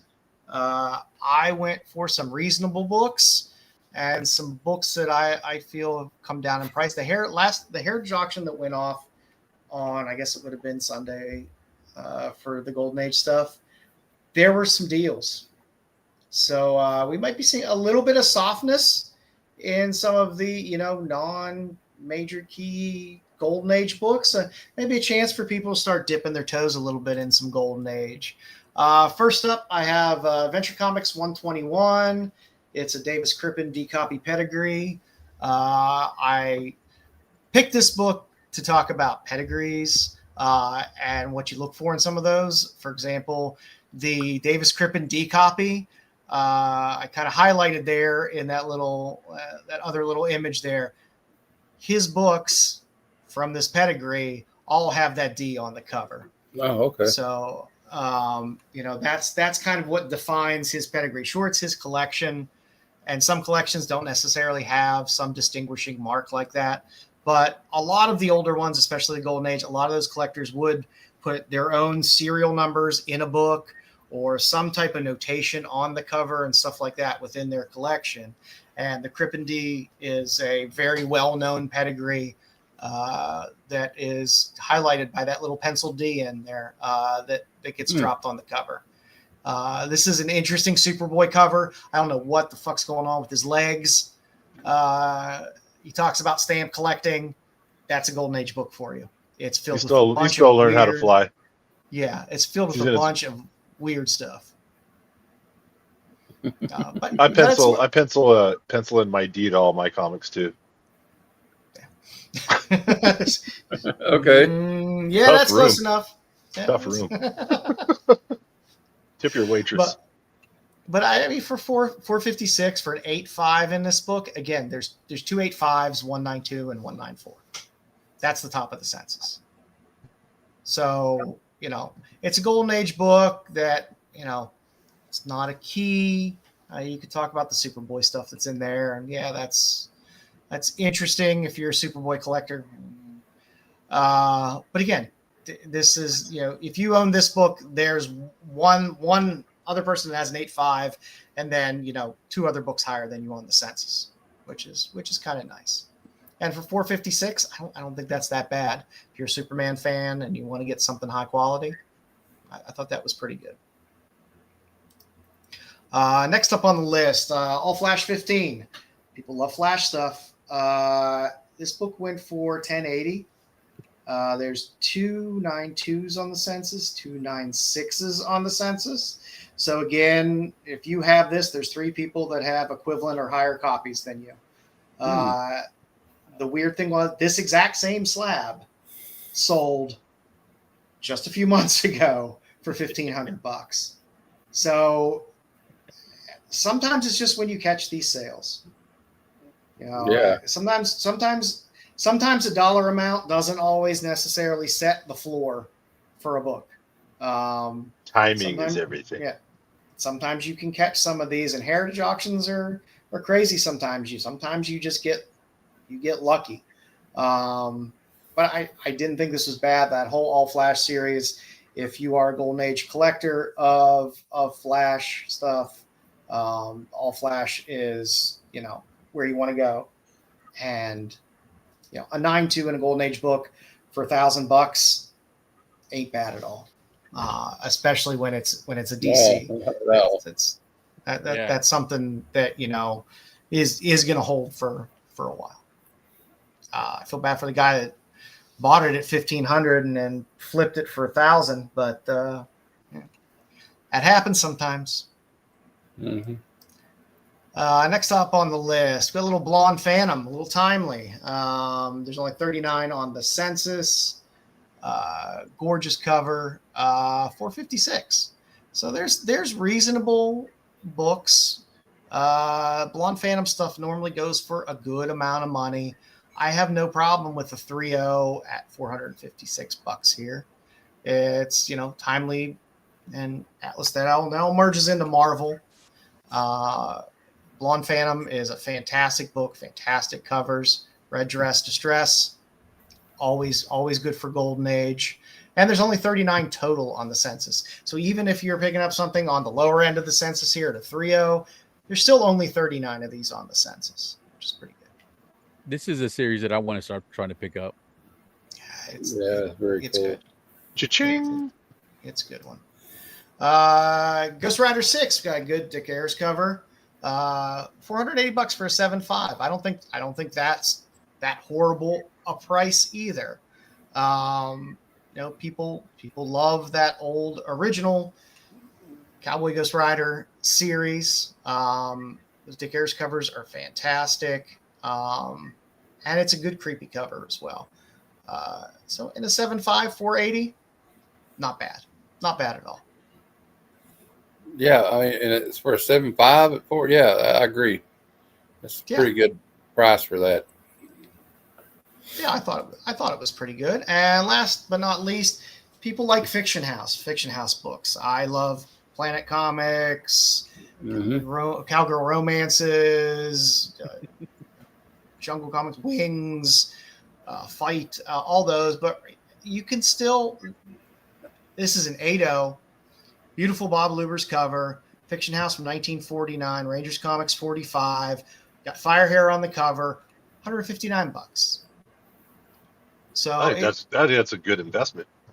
It's like I said, if people want to dip their toes into some golden age, and I know a lot of people don't always necessarily feel comfortable dipping their toe into golden age buying raw, especially buying something raw online, because you'll get it and be like, oh, you didn't say the cover was detached. There's a dead moth inside of it. Didn't say it had no back cover.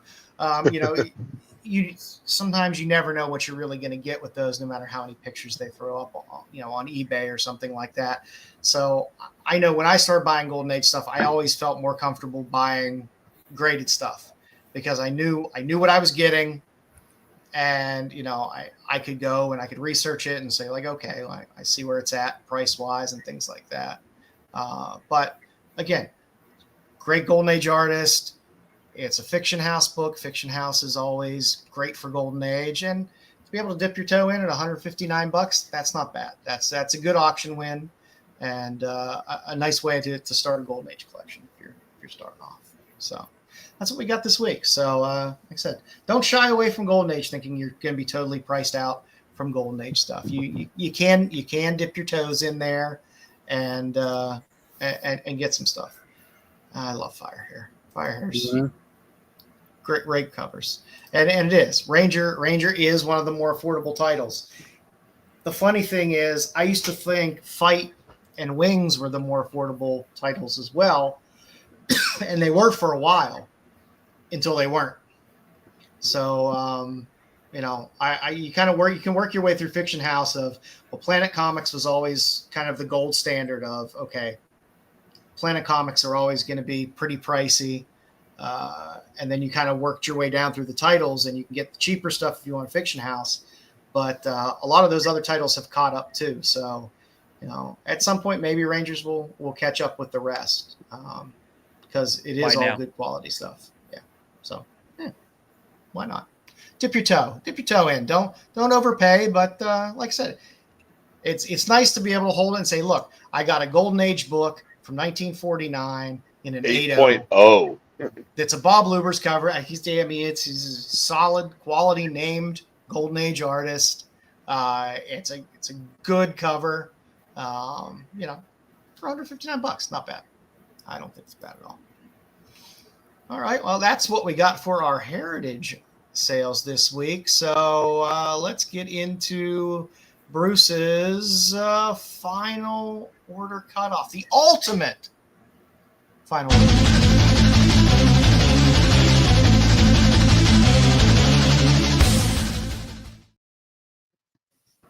All right. Let's see what Bruce gave us. He gave me this on Friday. I really didn't look through it too much, so we'll see. I know I added one page of slides of my own books since I didn't do Joe's doing Says So this week, and I did the 10. I need to give you something for the future, so I got one slide in here for FOC. But FOC for 9/15/2025. We got some Catwoman action. We got a nice Prison variant, which is what we used on the old thumbnail. That's a good cover. Nakayama cover, which is also pretty nice. Archer, also nice. All good Absolute Batman covers. Everyone loves Catwoman. So it was supposed to be an Adam Hughes in there, but it got taken off the last minute. I like the Nakayama.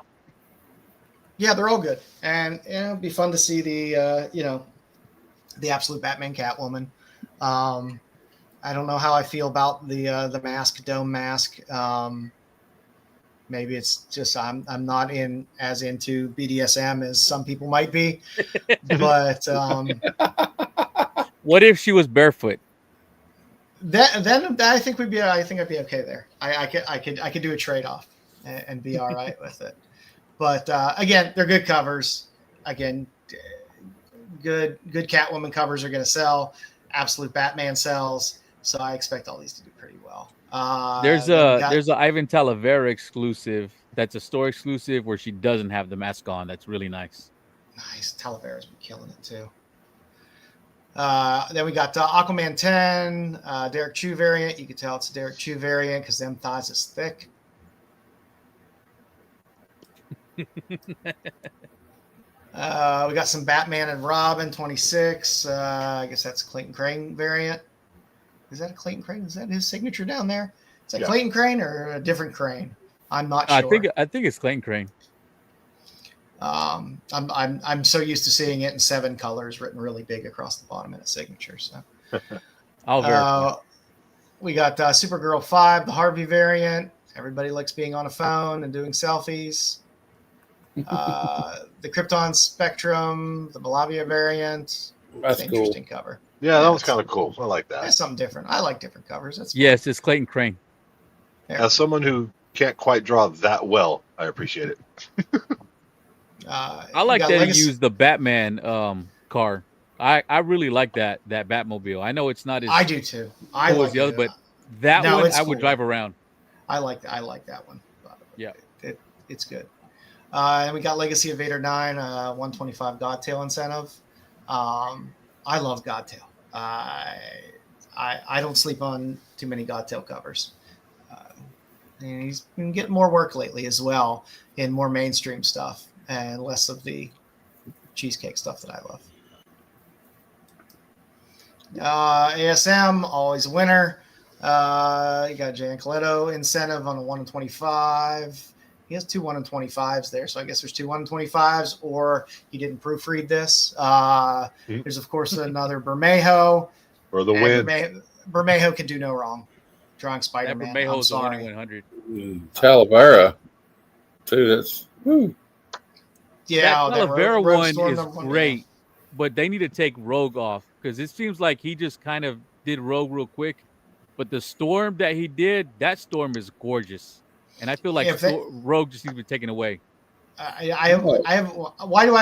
Boggs will never speak to you again, nerdy. I might not ever speak to him again. Look at the difference in the art between the two characters. Like he took his time with that Storm. Rogue, it feels like he just kind of threw it up there real quick. I mean, you can't say that I'm wrong. Yeah, Rogue was a sticker, and then he just airbrushed by their legs.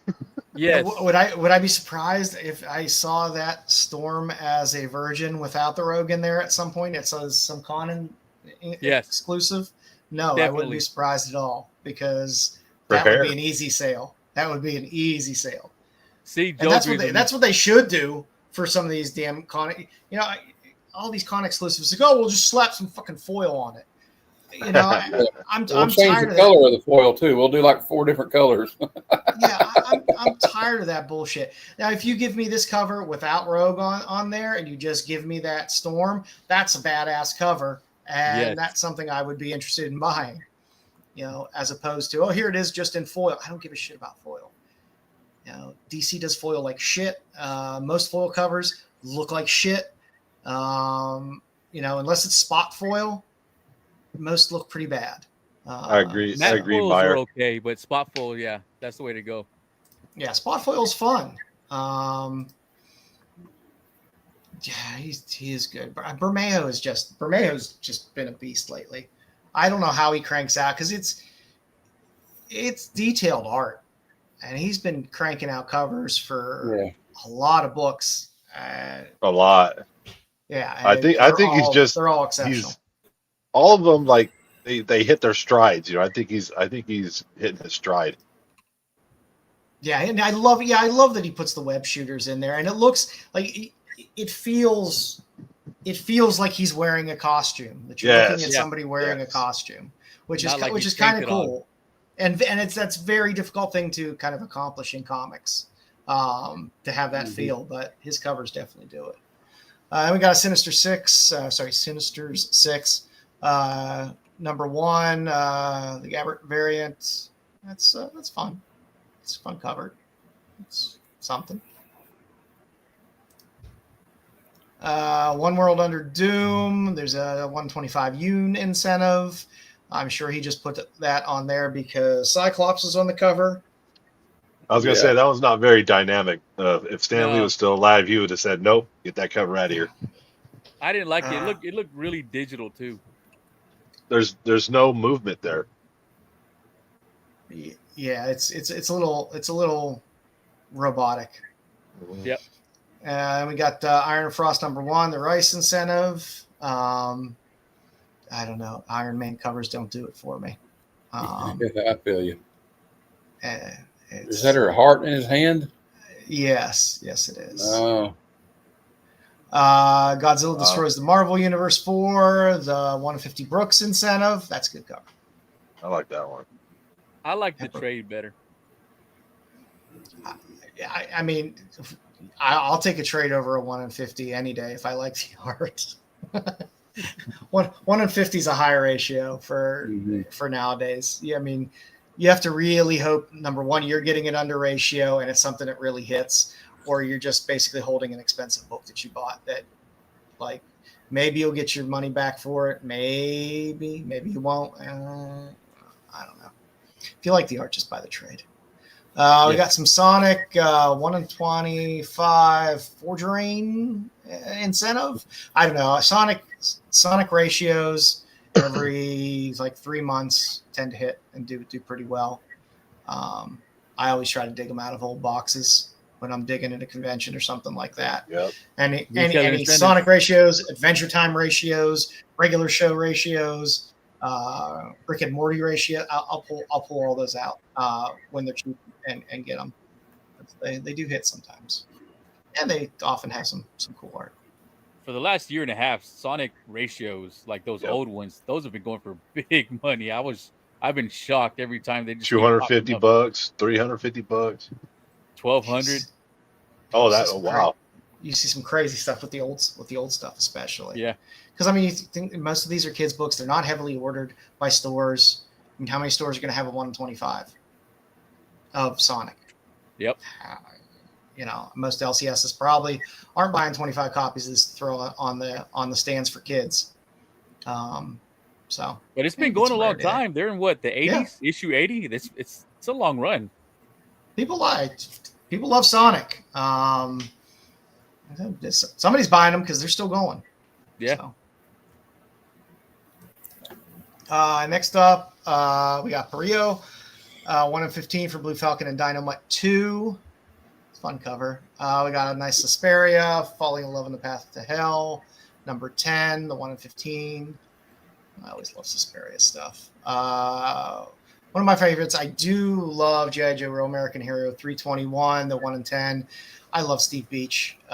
Steve Beach just does cool covers, and his G.I. Joe ones are always fun. So, it's good. 1 in 10, why not? I'm in. You could pick up 1 in 10s pretty reasonably if you're pre-ordering normally. With the almighty hiss in the background. Yeah, I mean, even when you're paying up for them, sometimes a lot of times it'll be like $14. Yeah, I'm fine with that for a 1 in 10 if it gets it in my hand, and I don't have to do a lot of work for it. That's fine. Everything Dead and Dying, which we read last week, which was an interesting series. A very different take on the zombie genre. This is the 1 in 10 Danny incentive. I love Danny. I love Danny's art, but this series is interesting, and I'll keep picking these up. Got the American Gothic homage. Yeah. And I think this is Bruce's last slide here. We got Transformers 25, the 125 new incentive. It's a fun Transformers cover. Yeah, I like it. And we got the 150 Mora, which is it's nice. It's a Transformers cover. Then we got Fire and Ice 4, which is finally coming out. You got a nice Pinocean variant there. And Vampire Armageddon number 4, you have a 1 in 15 Lyrics Lee, but of course it's Dynamite. So if you want that with the trade or black and white or this or that, you can get it. So or purple color or pink color or yellow. It depends how much you like it and how much you want to spend for it. You can get that cover, which is kind of fun with Dynamite. A nice thing about Dynamite too, you can normally pre-order their ratios at ratio or under. Yeah. Pre-ordering them, so. Like I said, we always tell people, guys, you get a discount. Yeah, please take advantage of in some cases, a 30 to 40% discount on some books if you're going in there and pre-ordering before FOC. And as a reminder, if you have a pool box, don't be a piece of shit and leave your comics there and never pick them up. It's bad business for LCSs. It hurts LCSs because they're ordering those books for you, which means they're outlaying money for you to put them in a box, expecting you to come pick them up and buy them. So please pick up your pool boxes. And if you can't get everything at once, just at least go pull some of them out. They'll be happy with that. You don't have to empty it out. Yeah. Just don't leave them hanging. Don't leave them hanging. Their LCSs are hanging by a thread to begin with. Yeah. So at the very least, communicate with them. Hey, I'll pick it up Thursday, Friday, whatever. Yeah, if you like to have an LCS around, do them a solid and pick up stuff out of your pull box, or don't order from a pull box if you're not going to pick it up. Little side note on that. My LCS sent out, I blasted out a text to all of his customers. When you come into the store on New Comic Book Wednesdays, we'll put your pull list books up on the counter and let you look around, do whatever you want to do, and then pick them up at the counter and pay for them and leave, because people were grabbing their pull list stuff and then putting shit back. Which is like, come on, man. Come on. I was talking in a Discord group about this the other day. And I was like, the technology should be there and be cheap enough now, like they did for some of these electronic stores, where you should be able to have an electronic online pull list. You have your card on file, and you're either charged when it's ordered, or you're charged when it's fulfilled and put in your pull box. But I mean, I think that would make sure people go pick it up, and it would help protect the LCS. I know the old school pull box is kind of an old way of doing things. It's kind of the handshake agreement of, hey, I want you to buy these for me. You'll buy them for me, and I'll come pick them up and pay for them. But that has to hurt some of these LCSs to have pull boxes that go unclaimed, where, if it's a large number of books, if it's, bigger dollar books, I feel bad. So, and I think I put one slide in here. Yes, I did. So for my Flaming Hot FOC covers, I got Blade Runner Black Lotus #2, the Jesus Hervas cover. It's a fun girl on a speeder bike. I'm sorry, I'll buy all hot girl on speeder bike covers. It's just one of those things. I like the old school like Vegas sign in the back. Yeah, nothing wrong with that. I was talking about Godtail before. Dynamite, Blood Red #1, cover B. There's a Godtail cover. You can get that in a Virgin if you want it as well, depending on how bad you want it, how much you want to spend for it. But if you just like the Godtail cover, you could just pick up the B cover and get it pretty cheap to put some Godtail art in your box. So next up, we have Geiger 19, the cover D 1 in 50 Jim Lee incentive. I know how much Nerdy loves Jim Lee, so I thought this was a nice little fun under the radar Jim Lee cover that would be coming out. So people like their Geiger, and people love their Jim Lee. I love Geiger. Yeah. So it's a fun, cool Jim Lee cover, and a black and white Jim Lee cover is always fun. I'm a sucker for black and white. Yeah, Jim Lee and Michael Turner, I love their black and white. Yeah, it's cool stuff. Their pure artwork, so good. And why Bruce chose that other cover for Iron and Frost is beyond me, because there's a Yasmin Putri cover of White Queen holding the heart, which is bless you far better than seeing Iron Man on the cover and paying a ratio for it. So go with White Queen. It's cheaper. And it's probably going to be some dumb bullshit series anyway. So go cheap. So that's what we got for this week for the Flaming Hot FOC covers. Get your orders in. Always look at your previews. If you're going to buy modern books, if you're not pre-ordering, books ain't getting any cheaper, kids. Those cover prices aren't going down anytime soon. No. So get your discount. Even if you're doing it online, half the time the amount that you can save in a discount will at least cover the shipping. So, there's a lot of places that give a 35% discount just for FOC in the book. Yep. My comic shop is 35%. Yep. Yeah, and like I said, a lot of these places, if you're ordering online, a lot of the places, the extra little nickel and dime they'll charge you for maybe bagging and boarding the book and the shipping, you save that money ordering pre-order. Your books are going to come to you for what you would pay for it probably in a store. Yet they're already going to be bagged and boarded, and I hate bagging and boarding. I will tell you that right now. Mm-hmm. I always run out of bags or boards for some reason. Why my numbers are always off is beyond me. But I always here. run out of. Yeah, I run out of boards when I need boards, or I have boards and I run out of bags, or I have different size, because I get a lot of Silver Age and Golden Age stuff, so I have a bunch of different size bags and boards and all that stuff. That's what does it, I think, is the mixture of sizes. That's what messes me up. Yeah, so hey, if you can get your stuff sent to you and delivered to you, bagged and boarded already, it's nice if you get a stack of books, every couple weeks or whatever in the mail, and they come bagged and boarded already. That's nice. You look through them, you're like, I like these. All I have to do is open them and read them, or put them in my box. I don't have to. Go through and look for bags and boards and examine everyone and hope I don't crinkle a spine trying to get it in there. So go for it. My comic shop, all your books come bagged and boarded. And they don't charge extra. That's nice. Every place that I've stuck with has been nickel diming you for some bags and boards, but yeah, discount comic book services they do. And then if you want Mylars, they 60 cents. And those bastards don't close them, which I guess is fine. But they don't close. Tefal used to close them with a little Tefal sticker. It was nice.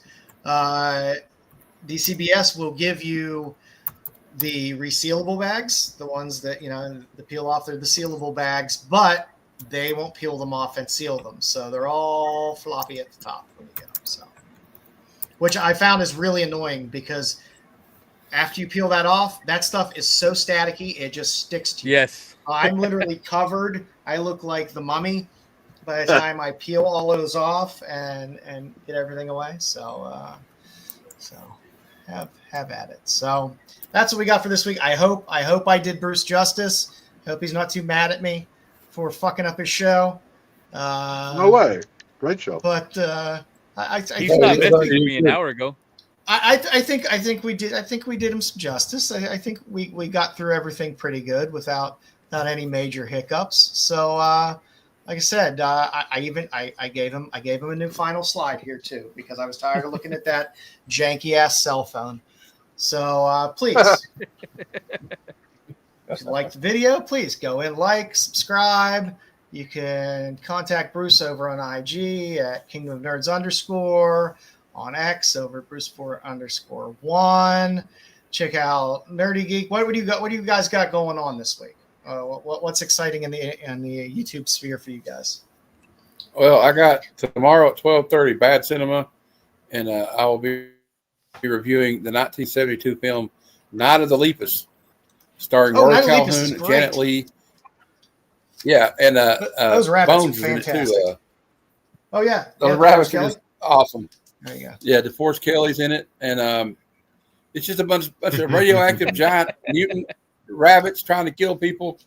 If anybody wants to be a guest on the show, you can watch the movie on Plex, which is free, or you can just watch like one of the fanboy flicks where he describes the movie for 30 minutes. If you can't find it, but anyway, so if any of you guys want to be on the show, and you're not working, let me know. And Night Lepus is behind the rabbit. Yeah. I remember seeing that as a kid. It's ludicrous, but it's entertaining. Oh, it's great because they just use real rabbits. And yeah, they just like put them on a set full of like miniatures and make it look like they're running through town. It is fun. It is definitely a lot of fun. Nerdy, what you got going on this week? Same thing as always. I got red shirts with Bruce and Brian on Tuesday. We're doing a couple of original series episodes, and I think Star Trek V, the best Star Trek movie. Wednesday's my comic book day haul. Say I don't do anything special. I just do the generic, comic book stuff. I'm not unique at all. Hey. You know what? Those are the videos that do well. That's what people like. People like to see what you pick up. People like to see, what's new this week. Yeah, people like it. It's my most popular videos usually. Yeah, people love it. I say people don't like my spotlights. I know that much because I've been doing them for 2 years and the numbers aren't going up. So they should have gone up by one because I didn't know when I found your channel. I dug the spotlights. I love them. I like looking at old stuff and get a little education in there because it's educational for me to do them, which is what I love to do. It's like, oh, I'm gonna focus on this artist or this title or whatever, and then in my research I find all kinds of cool shit that I didn't know. I'm like, oh, this is good. This makes me more informed. That's why I like them, because it's stuff that I haven't seen before 1,000 times. It's all new. Yeah, it is fun. I never know what we're gonna do until probably halfway through the week, but I will have a show on Friday. I don't know. We're almost due for another Kickstarter show. We do quarterly Kickstarter reviews of stuff that's live on Kickstarter. Not only boob books, but other stuff as well. It's on the Kickstarter. I love when you do the Kickstarter spotlights. Oh, they're fun. You find a lot of weird stuff in there if you dig through Kickstarter long enough. I'm sure. There's some interesting stuff. You can find a lot of interesting trades too, which I like. To get a nice trade paperback, relatively reasonably, from sometimes some cool, lesser known artists and writers. Oh, you can find some great books from artists that's like, I found some Parillo books and Chrissy Zuo books, and I'm like, I've never even heard of this. And you can't. I mean, it'd be nice if you could search up the artist, but that's not even how it works. You just have to. Kickstarter is not user friendly in terms of searching through Kickstarter for stuff. Unless you know the title of the Kickstarter, it's rough. Yeah, you have to click on each campaign, click on back, and then see what they're offering, and that's how you find them. Every possible thing that's there, but the Danger Girl one is really, there's a Danger Girl Kickstarter right now, but it is pricey. It is pricey.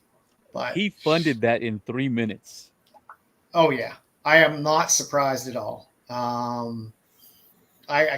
lot of artists like to do that. You could find really cool stuff on Kickstarter.